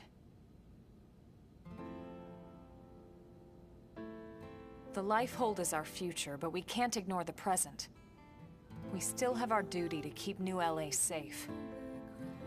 And sometimes that duty requires enacting coordinated strikes to solve problems before they can do real harm. We're the newcomers here, it's true. And they're usually just out to defend their territory. But sometimes it really is them or us. And we have to make sure it's us. Don't get me wrong. It's not like we run out there and light up anything that moves. Only Blade HQ can choose targets. And they tend to keep them strictly to creatures that pose a significant threat to our survival. In order to contribute to this cause, operatives are asked to form into squads to take on special missions. These squad missions, as we call them, don't get posted to mission control like your other, more typical assignments. Rather, HQ transmits the details directly to all of us at the same time.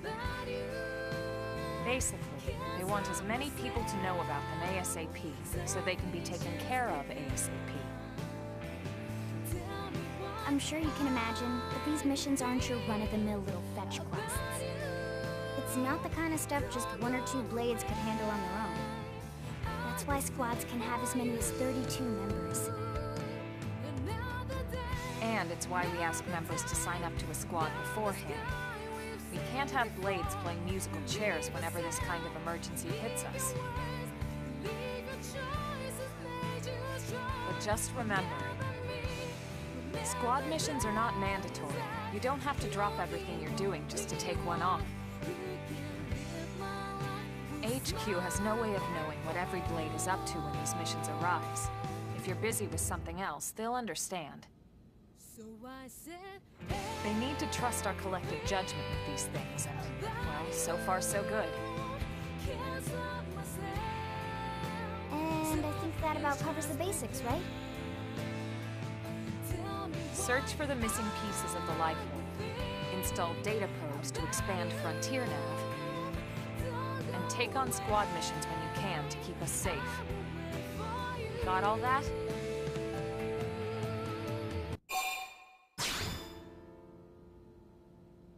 Good. We're counting on you. And briefing adjourned. Thank God.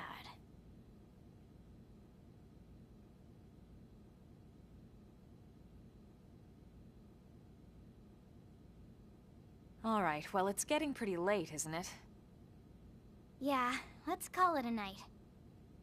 Oh, Tatsu's so excited to sleep in real bed. Lily can show Tatsu to his room now. Oh, your room is right over there. Oh, it looks perfect size for Tatsu. Wait, what? Tatsu know what that is. That refrigerator. We'll go in there to cool off. I guess you are smarter than you look. Well, Tatsu not want to brag, but wait a minute. Tatsu see what Lindley did there.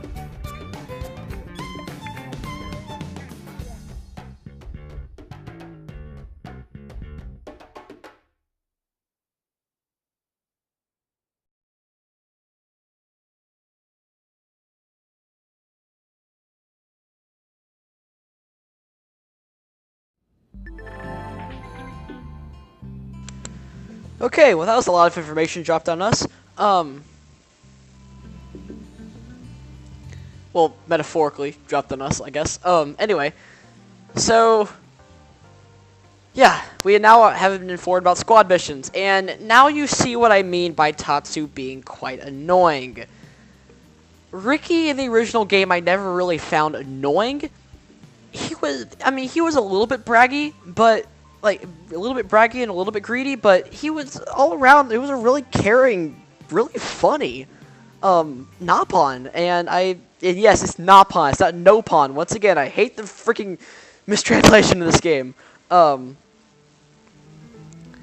But and I actually occasionally I do get a chuckle out of how Commander Vandom first perceives Tatsu, but after that, he's so full of himself. It's so annoying. Much more so than Ricky was, and it's just, it's, once again, I love this game, but it's, Tatsu, I really don't think is a good character. Anyway, the good thing is, he isn't a major part of the game, so it's more of a minor complaint, if anything. Anyway, Lynn's advice. So now we have story mission. Well, we've had story missions before, but now we get to the way we really advance through story missions. Before, we've always had the story missions given to us by the story or during a cutscene. But here, we actually get to where this game really starts to open up. It started to open up last chapter, but here after chapter 3, this game really starts to open up to you, and there's a lot more that you can do on your own in this time. But anyway, Lynn's advice is telling us that is telling us about story missions.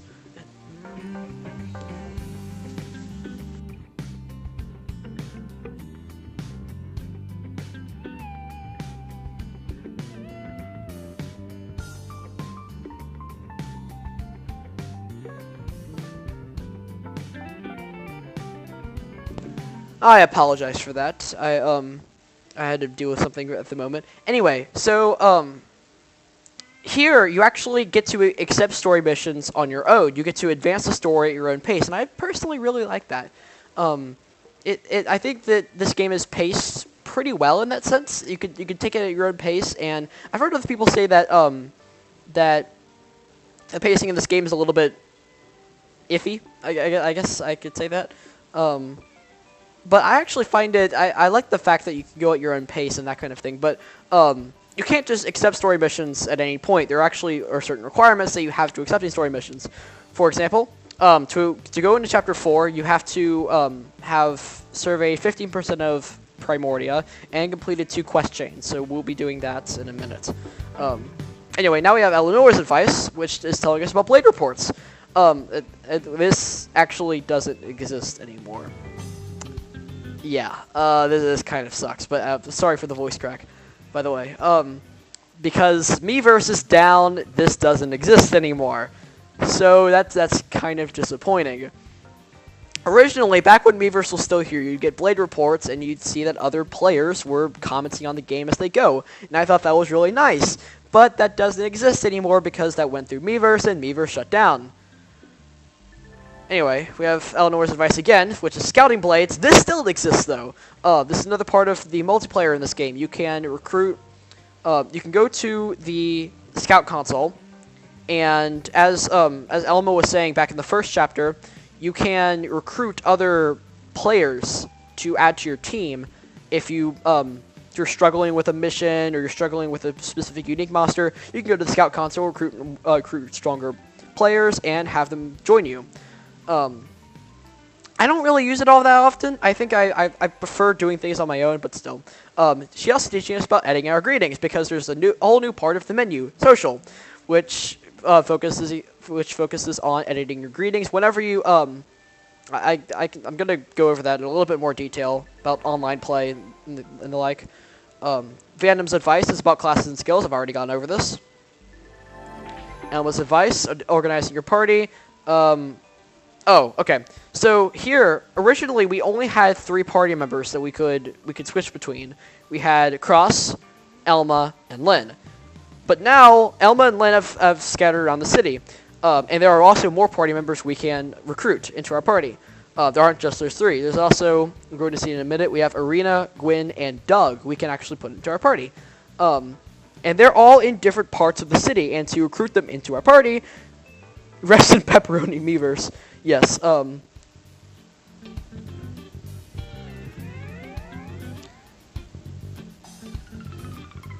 on.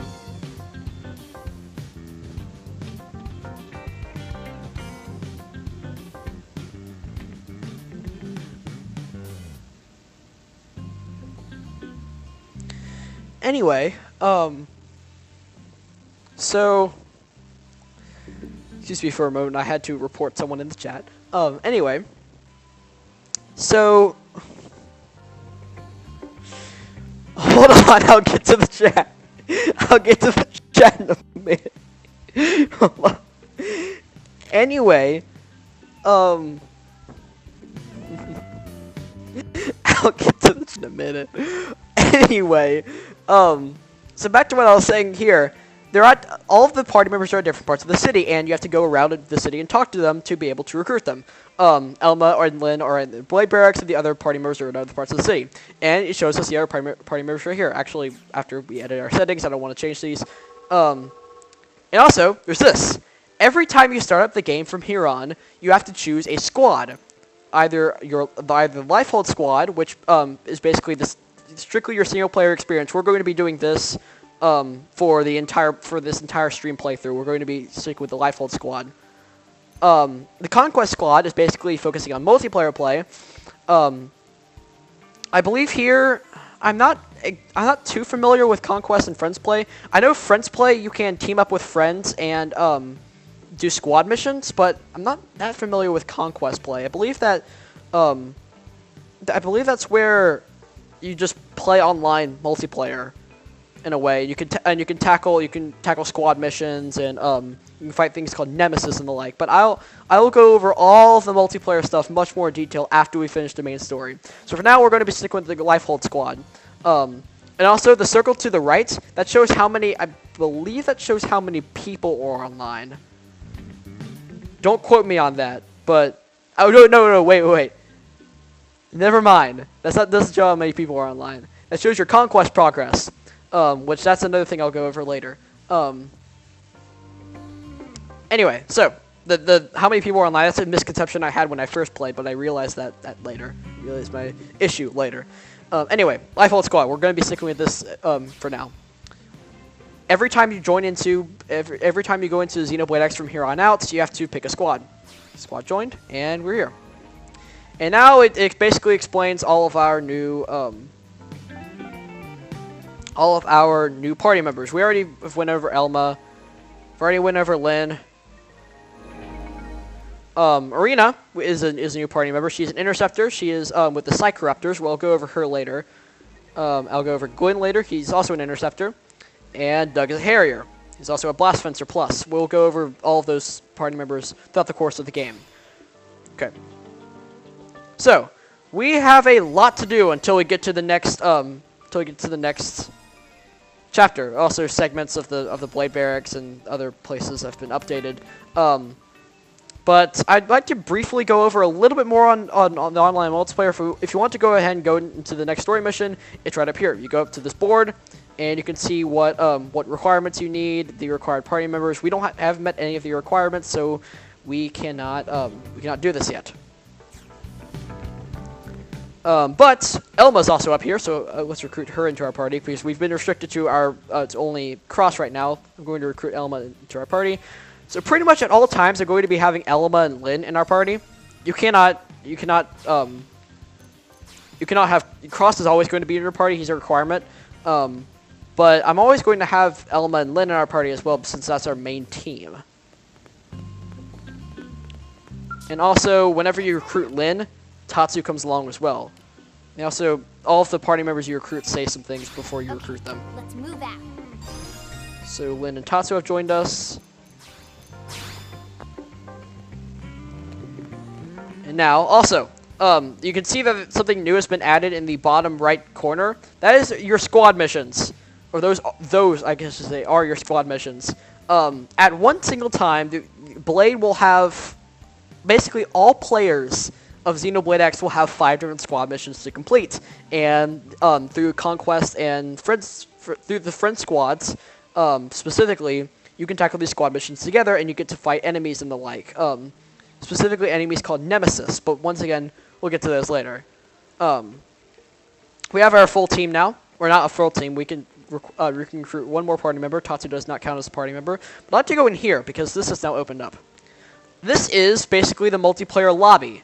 You can see players that are currently online and their greetings. This is what they meant by the greetings. Yo, hoy there, whoever is online, you will appear in the main lobby. You can talk to them to recruit them. You can put them into your party. This is, for example, Blodia. Sorry if I'm pronouncing your name wrong. Is a level 12 interceptor. Typically, they have players that are around your level. They won't have some crazy level 60 player at this time in the game, because that make everything overpowered. But you can talk to them and you recruit them into your party. And I would like to edit my greeting to create a new greeting for myself. So actually, what I will do, I would like the chat to come up with a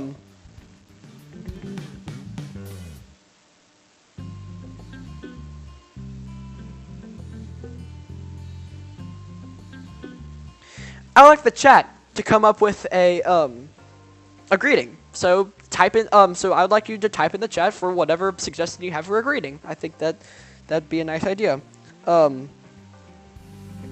Okay, yeah, I have a lot in the chat. So where was I?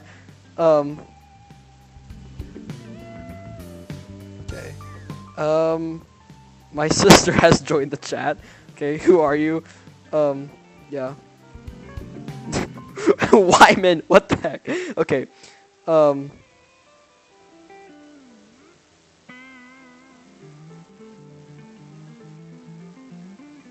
Okay.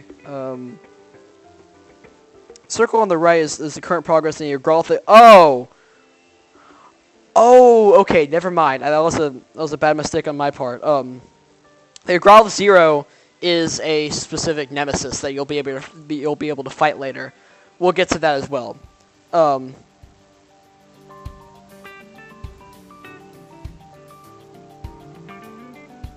on.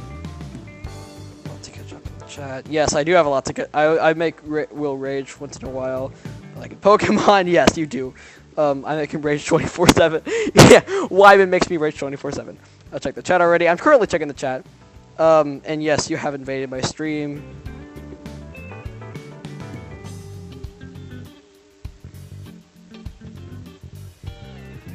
Okay. So the message is no check the chat, play the game. The chat is now just going crazy ever since my sister entered. Anyway, so what would you like for the greeting? Type in what you would like. So currently I have two greetings. I have my public greeting and my personal greeting. These are actually fairly dark greetings, so I'm going to edit them. And that noise in the background is my sister currently reacting to the stream.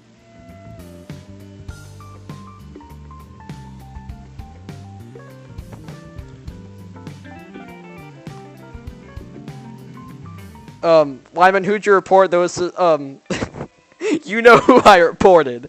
Wyman, you know who I reported. It's called Tasking Squad Missions. Tasty tickets for loot. Yes. I will change your destiny. I don't believe that would fit.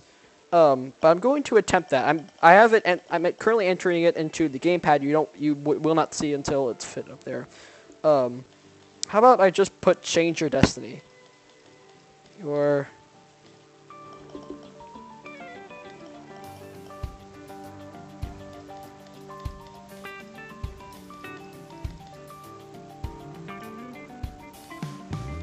There we go. Change your destiny. Thank you, Ruheen. Now for personal greeting, that's a dark greeting. I think I'm going to at least change that.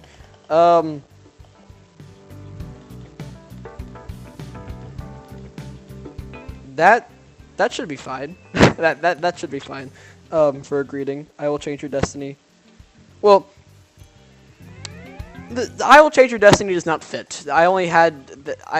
Change your destiny uses every single space I had. Okay, don't try to cover up your trackers. Okay. Okay.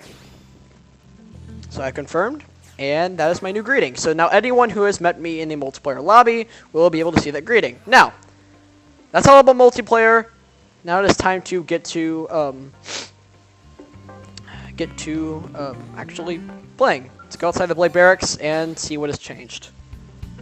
A lot has changed, quite frankly. But anyway, more missions have become available, more quests have become available, that kind of thing. Or more basic missions and normal missions have become available. And also, you'll see these, you've probably already seen them in the Blade Barracks. You'll see these orange squares in, around New LA now, and around pretty much around the entirety of Mira. Those are called affinity missions, and we'll get to them till later. Also, another new mechanic. This guy, he has a yellow speech bubble. That means that if you talk to him, if you listen to him at least, a segment of the map will be updated. For example, there is a segment of the industrial district. That means basically whenever a segment of the map has been updated, maybe there's a new person that will say something new, or a new enemy has become available there, or what have you. That's basically the point of that. Anyway, so we have a few quests that we need to complete in order to accept the next story mission. So, first off, I would like to talk to Eleonora. Eleonora is a key part of the, she hangs out in the Blade Concourse a lot. Actually, all the time.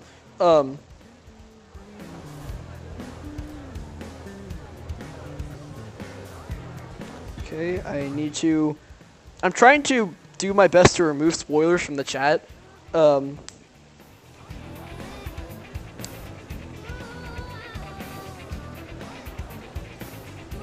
Okay.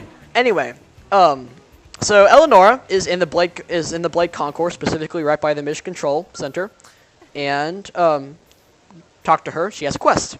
She has actually a required quest, or excuse me, mission, not quest.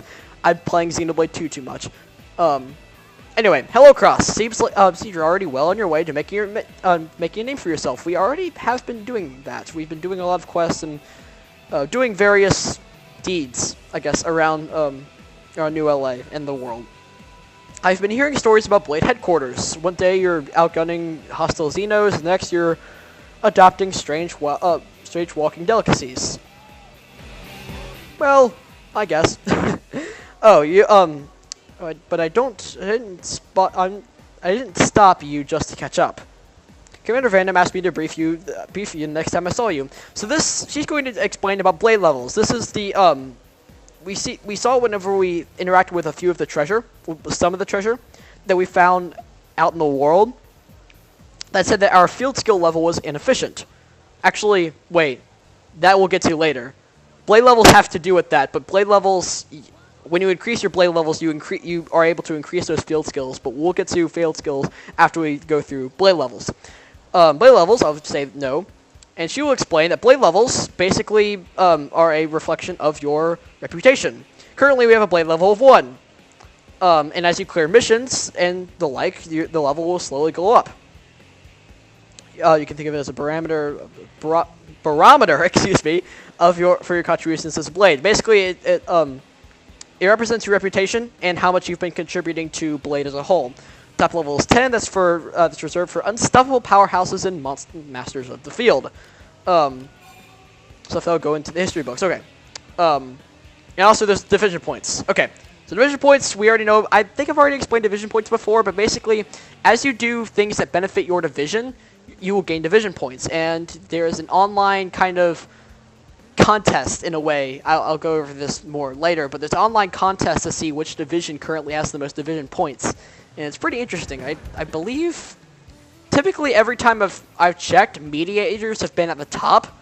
Either mediators or reclaimers have been at the top, but we're currently in the reclaimers. And also, every time I've noticed, for some reason, pathfinders are at the bottom, which to me kind of makes sense because there's only a limited amount of probes you can install in the world, and that's the main way you gain division points as a pathfinder.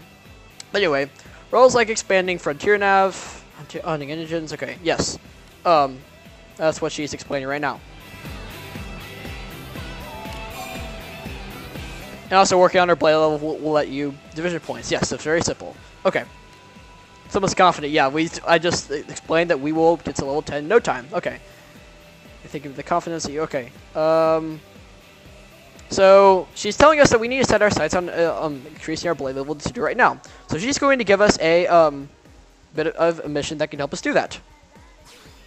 Or actually, rather, she's going to, not a mission to make us, let us do that, rather she's going to let us listen to a long lecture about what blade levels are. And yes, we have already increased our blade level.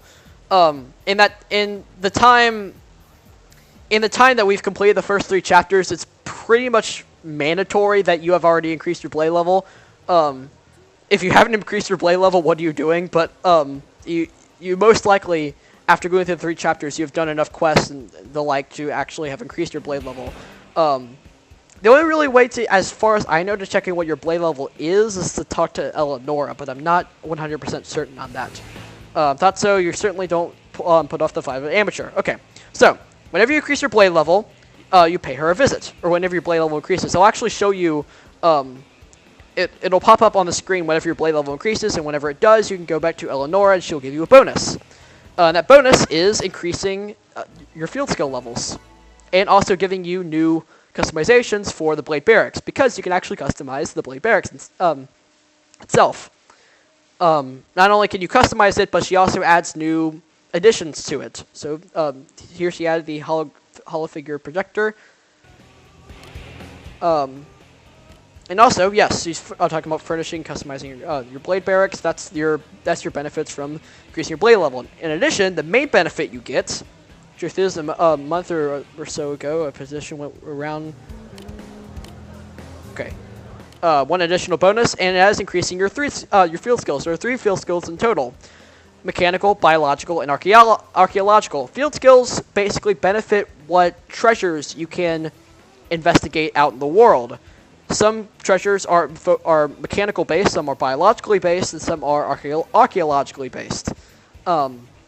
And certain treasures you can only investigate if certain field skills are at a certain amount. Just fairly rudimentary at this point. Okay, yeah. Increase one of your field skills. Whenever you increase your blade level, you can come back to her, and she will increase one of your field skill levels. And I have a lot more to the chat. Okay. I'm going to go over this first. Too many advanced concepts. Okay. Yeah, so he's just explaining about that. So, now our blade levels increase, so we can choose a field skill to level up. In my opinion, almost always go with mechanical, because mechanical field your mechanical field skill affects the probes that you can install. All probes are mechanical, and the higher mechanical you have, the more probes you can install. The probes are all around more important than treasures are, so I highly recommend increasing mechanical. That's what I will do. And my mechanical skill is developed, and there we go. Now you're a proper blade, and she has explained blade levels and the like to us. We have listened to a lecture, and she'll give us no actual rewards for listening to a lecture, except for the benefits we got from increasing our blade level. Also, right beside her is the mission control. I'm going to accept just a few more missions for now. Not anything crazy, just a few more of the low star missions, and I will do these off camera, so I can level up a little bit. As I said before, basic missions are a really, really good way of gaining affinity and levels so that you can best later opponents. Okay. Anyway, I have the ones that I will be accepting for right now, and there is another quest we can do right over here from Kirsty. If you remember, Kirsty, we did a quest from Kirsty earlier, and she explained to us the various different types of probes. And now she has another quest for us. What do you have? Now, just hold on. The supplies we brought in from Earth are already starting to run out. That would be quite problematic. These rates of uranium mining aren't enough to keep ULA going. If you forgot what uranium is, it's a material that you collect from probes. Okay. Yes, well, the material that the probes mine. And it's used to do various things, and for various benefits. It can be used for various basic missions, and there's another use for it later. When we get to arms manufacturers, but that is a little bit further down the line. I'm getting ahead of myself. Yes, I know you're all doing the best you can, but look, it's just not enough. We can't. Okay, I don't get this. She's facing us, yes, she's supposed to be talking to the other people who's already talking to her. And the other people were still talking, okay.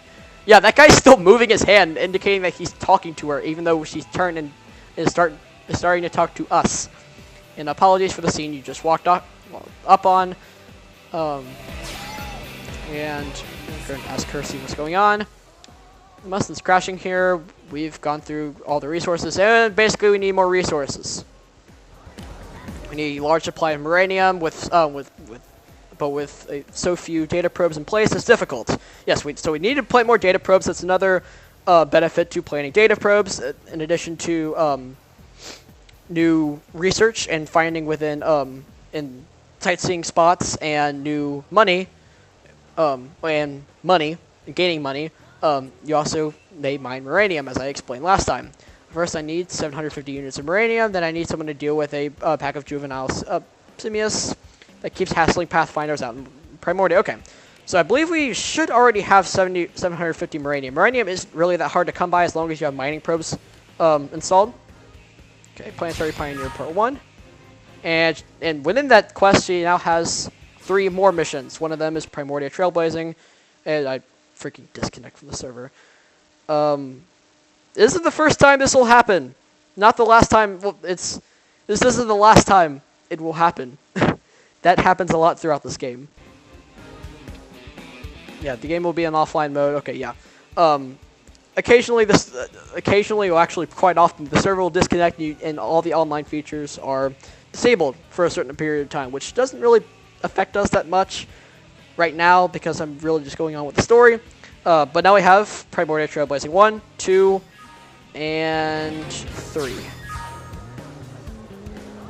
Alright then, to mine more uranium, we'll need to plant new data probes. Okay. To tackle other missions in the area, such efficiency. Okay, so basically she wants us to gain new uranium and fight some simius that were fighting some pathfinders out in the wild. Worries, okay, yeah. Finishing this will become a full-fledged blade. And we'll have all the information we need to know. So, we should already have 750 units of uranium. Uranium, once again, is not that hard to come by at all. So I'm going to go ahead and turn that into her. How's the uranium gathering? I think 750 units is all that is for the time being. We have 6,000. Once again, yes, uranium is not that hard to come by at all, as long as you have efficient mining probes. Okay, so we finished Primordia Trailblazing 1. And then, she now needs us to install a data probe and go fight some simius. But I'm going to change my target here to Trailblazing 2 right now. I want to go fight the simius first. And I'm going to go to my map. On my touchscreen, I'm going to my map and I'm going to skip travel to where we need to go. Right here. I skip travel to Roof Rock because the simius that we need to defeat are near Roof Rock. And I have a lot to check on. Okay. No, Loudnut dies. Call that Yellow Ranger. Face palms. Yellow Squeak Bubble equals Yellow Ranger Go-Go Power Rangers. Go change your destiny. Okay. Oh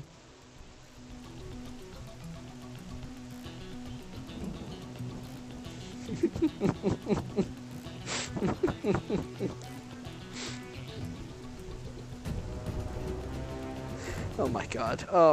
Okay. Hey. Have you know that I... Oh, okay. No. Stop it. People freaking spoiling things. Stop it.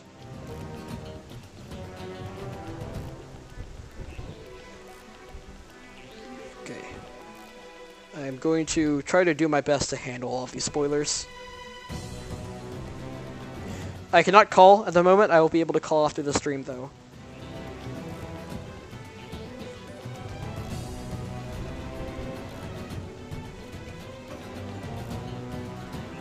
Server hates tutorials. Yes, these small quests remind me of Merc missions. Yeah, they actually do. Okay.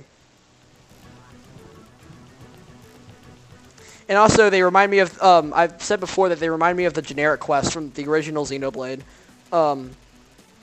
Because in the original Xenoblade, I call them generic quests. They're really small, kind of minute quests that you could get from unnamed NPCs that were like monster quests and challenge quests and search quests and collection quests.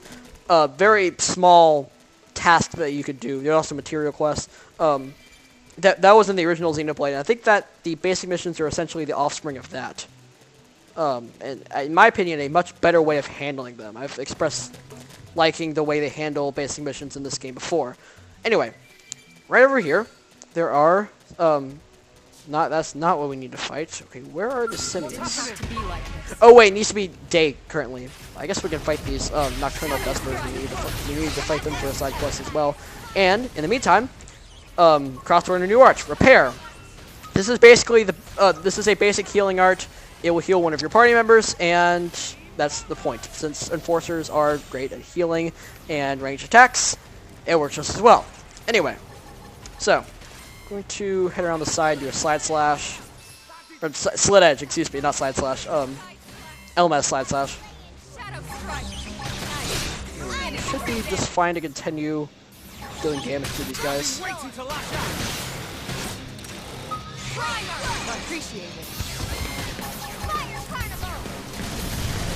Oh, there's one thing I meant to do before heading out here. I guess I can go back to NLA and do that.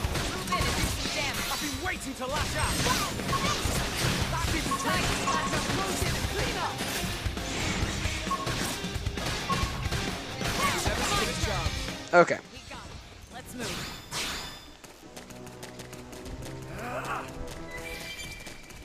Okay. Yeah, I believe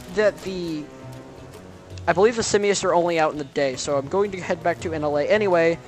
And since I'm going to be heading back to NLA anyway, I guess I can change the time by sitting at a bench while I'm there.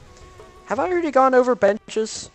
Because not only can base camps change time, but also you can sit at certain benches and seats in NLA. I'll show that in a minute, and you can change the time there. Personally, I like it a lot better in Xenoblade and Xenoblade 2, where you can change the time just from the menu, but this is it makes these, I guess, a little bit more realistic. Not really, but kind of. Anyway, there's a bench right over here I can sit at. Hey. Now then. Excuse me, not over there. Hey. Somewhere in here. Okay, right here.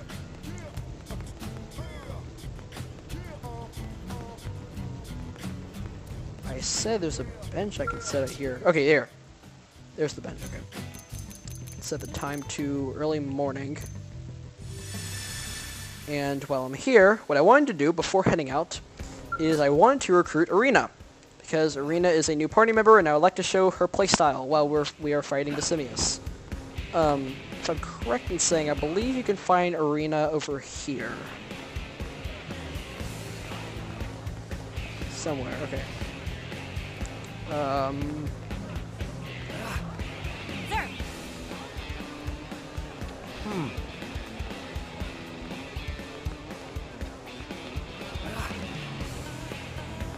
I'm about 80% sure that you can find Arena somewhere over here.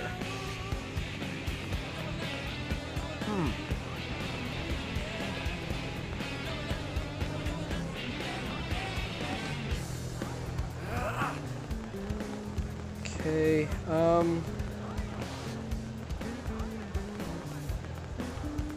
okay, there, Arena. I was not crazy. Okay, Arena is right here, right by Marcus, and I'm going to recruit her into our party. I'd like to show her playstyle. Want to team up? And while doing so, I'm going to be switching her. Okay. Wait, never mind. Okay. Arena, as you can already see, is a Psycorruptor, and she's quite a bit stronger than we are at the moment. She is currently a level 14, and we are level 12. I'm going to switch her into the lead, just so that I can show her up front.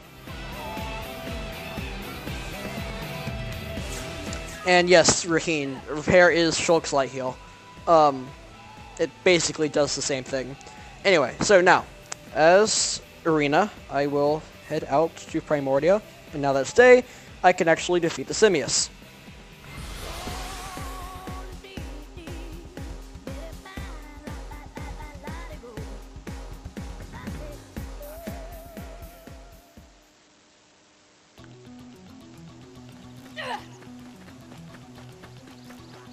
Okay, I've been streaming for quite a while, so I may finish this quest for Kirsty and then end the stream. And the next stream we'll be doing a lot of side quests. Before heading out into chapter 4. Anyway, so these are the Simius that Kirsty wanted us to defeat, and Irina as a side corruptor is pretty much just a buffing and healing character. Personally, I'm not a huge fan of Irina's playstyle. Well, of actually fighting as Irina. Irina is basically this game's equivalent to Charla. She can buff and she can heal with repair, and she can buff with some of her other arts. She has one pretty good damaging art that I just did. It's called Furious Blast, and it does extra damage in melee combos, which she doesn't have any melee arts at the moment, so that really isn't that useful. But in her other arts, she can only do with a certain amount of TP. So basically, once again, Irina is this game's Charla as a healer and a buffer to the party. She does very little damage, and her only good damaging art for a while is going to be Furious Blast, and I need to heal Lynn. Oh, actually, she just died. Yeah, not really doing my job as a healer that much. Okay. Thank you. Yeah, there. 5 her. That's another mechanic I haven't really gone over. If you have a certain amount of TP, you can revive party members, just like you can with a part of the party gauge in the original Xenoblade, and in Xenoblade 2. But yeah, as Irina kind of has the same problem that Charla did in the original game. While you're playing as her, you don't really feel like you're doing much. You are occasionally attacking, and most of the time just sitting back until someone gets low on health or someone is in danger and you're buffing or healing them. Those are some of the other Simius. I'm going to be defeating them. And if I have enough TP, I would like to show some of her other arts before someone dies again. Okay. I'll cover you.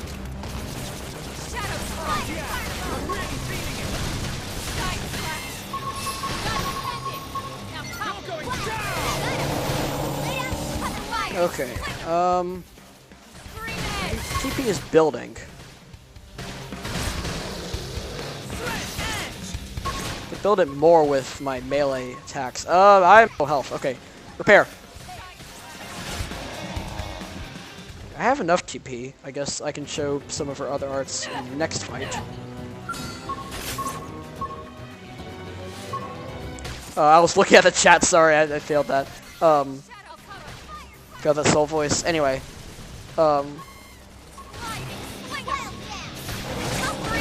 Okay, here. She has Burst Grenade, which is another pretty good damaging art. It deals thermal damage, and it does boost damage against topple targets, and it also inflicts Blaze for now. It's basically her Flame Grenade. So for a while, her only really good damaging art is that can be efficiently used is Furious Blast, and then if she can build up enough TP, she can use Burst Grenade, which is basically the same thing as Flame Grenade. So she's okay, I guess. She's good for like hard bosses as a healer and a buffer, but for playing as her, I don't really use her that often. And all around, I really don't use her that often because I do a lot of quests, and I usually am overpowered when I get to bosses. So unless you're fighting like a really, really strong unique monster, she's okay, I guess, all around. Now where I would like to find one more. There's one more juvenile Simius I need to fight. I've defeated 4 out of the 5. Okay, is it down here? No.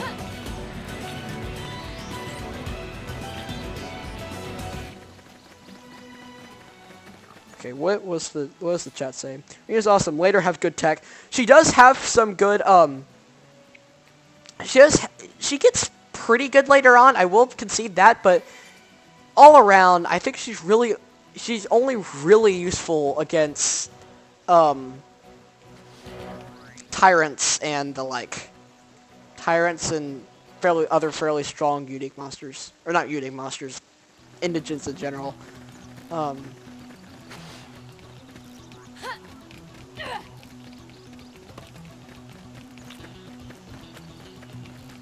Now there's one more I need to fight somewhere around here. I know there's a tyrant over there I could fight, but I want to save that for a quest. For a basic mission.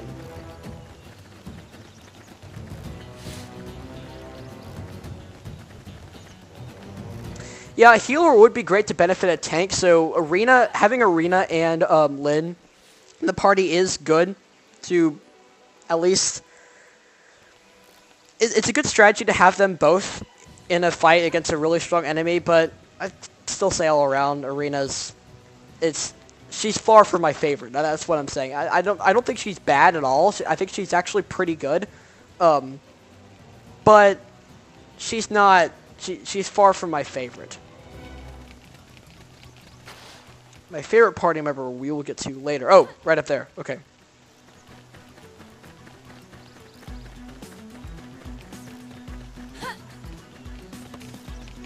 Okay, now need some way to get up there.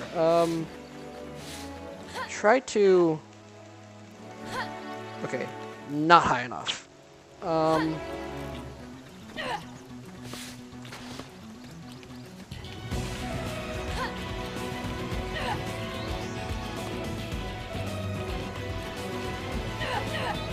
Okay, please get up there.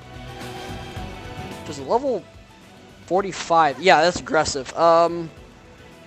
That's bad.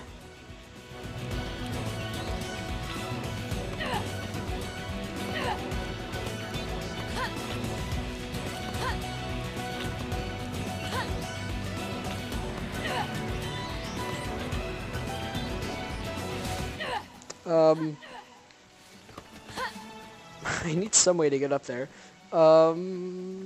Let's see.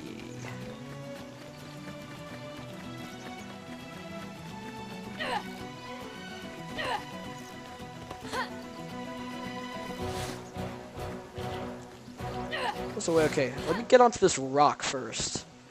And see if from this rock I can still know. Okay. Hold on, chat. Use brute force when you end the stream. Lyn, in my opinion, doesn't really suck that much. That's your own opinion, but I actually like Lyn a lot as a party member. She's this game's Rhine. She's a really, really good tank.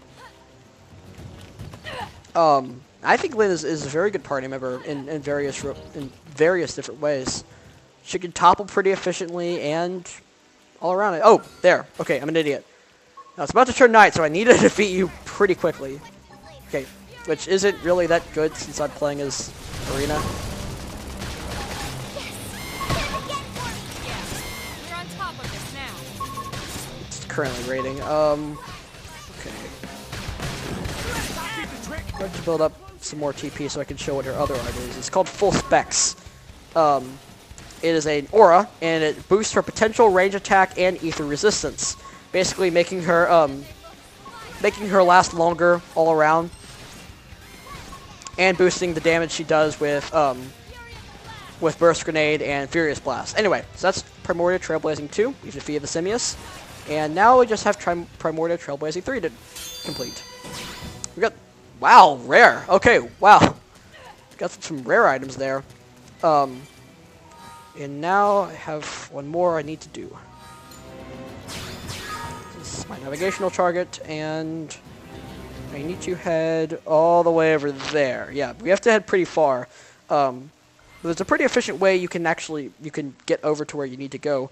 For Primordial Trailblazing 3, there's I believe that there's an item you need to get all the way to the far west of Primordia, but there's a pretty efficient way you can get there. There's a path you can take. You have to go behind Genpath Lake, which is the big lake we saw in the very beginning with all of the Millisaurs around it. You need to go behind those waterfalls and down a path to get there. And we're going to be running for a pretty long time since we haven't explored any of this area, so I'm going to be looking at the chat a bit. Ryan time, yep. Okay. Let's see. I know warp is I know warping or skip traveling in this game resists the monsters. I'm well aware of that, but it's an efficient way of getting around, and I don't think any of you would like to just see me run to a place. I mean, I was pretty far east in Primordia. I don't think you would like to see me just run for a very, very long time. I'm going to still have, even though I've expressed that Arena is only okay, I'm still going to be playing as her for now, just because she's a new party member, we haven't played as her for that long, and I would like to build up some affinity between her and some of the other party members. Anyway, her level doesn't need to be built up any, because she's level 14, and she's 2 levels higher than everyone else.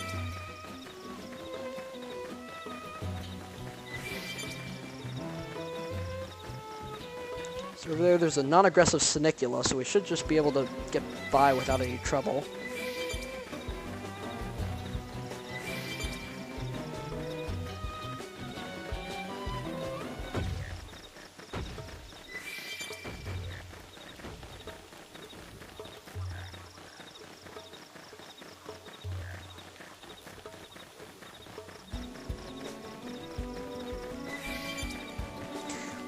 Okay, yes, I will agree with that, Florian.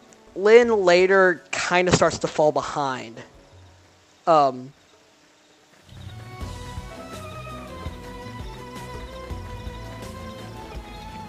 She'll start to fall behind a little bit, and she's pretty good now. But even so, she acts as a pretty good tank, despite her her fairly poor arts. And despite her falling behind, she still acts as a pretty good tank throughout most of the game. That was noticed by this Rex, so I'm going to defeat this now.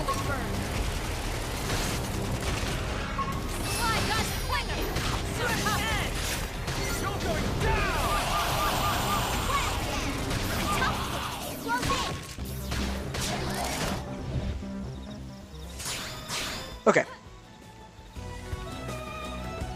Continuing in our merry way.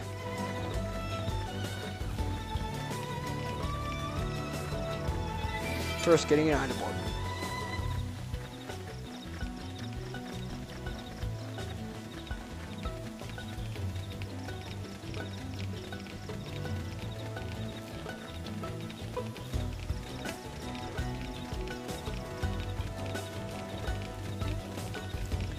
One thing I don't think I've actually gone over,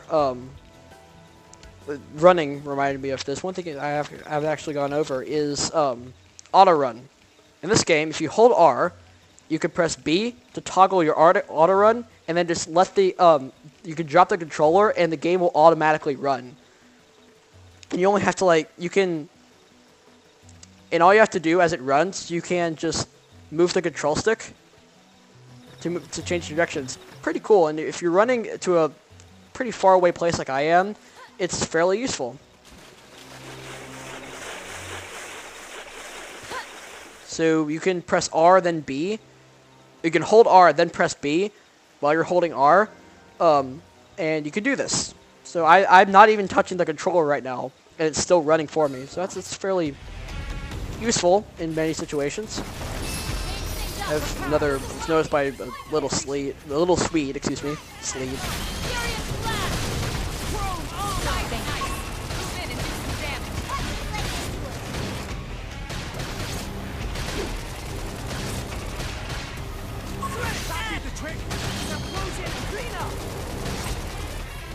Early bird. Appendage destroyed. Move in and strike.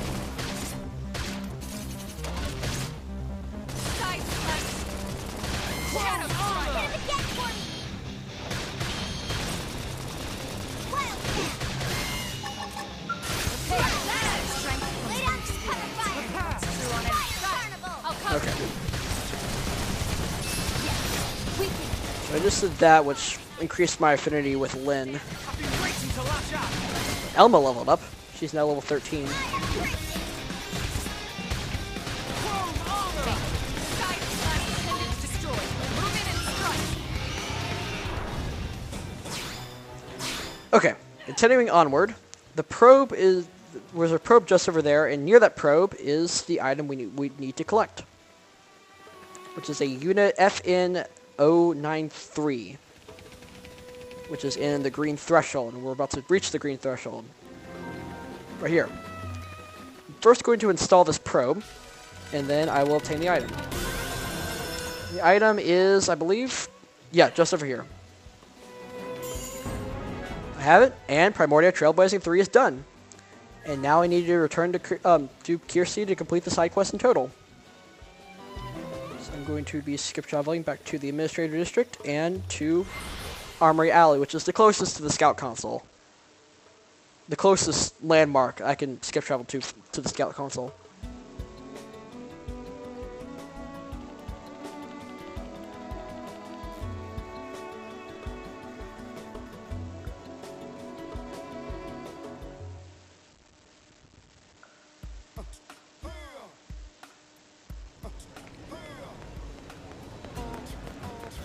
Okay.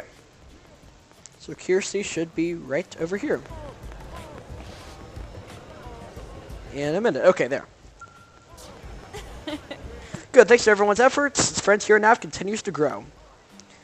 How are things on your end? Those missions I gave you coming along? Yes, they are. We already completed all of them. Well, you've given us enough Moranium, and you've completed the other tasks perfectly. Looks like you're right to be proud, even if it is a bit unbecoming. You've been a big help. Now I think the effort to build New LA can finally get back on track. Indeed it can. You've proven yourself. And there. She gave us our payment.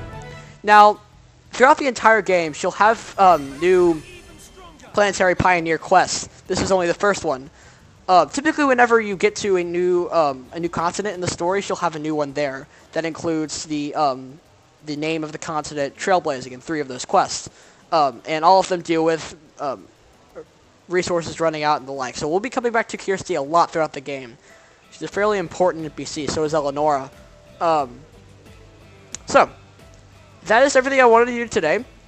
In the next stream, we'll be going around in LA and doing a bunch of new side quests, so that we've already completed the 2 quests we just completed were both the 2 required quests to go into the next chapter. But we also need to increase our survey rate around Primordia. So next time we'll be doing a bunch of quests so we can increase our survey rate. Alright. I will see you then, I guess.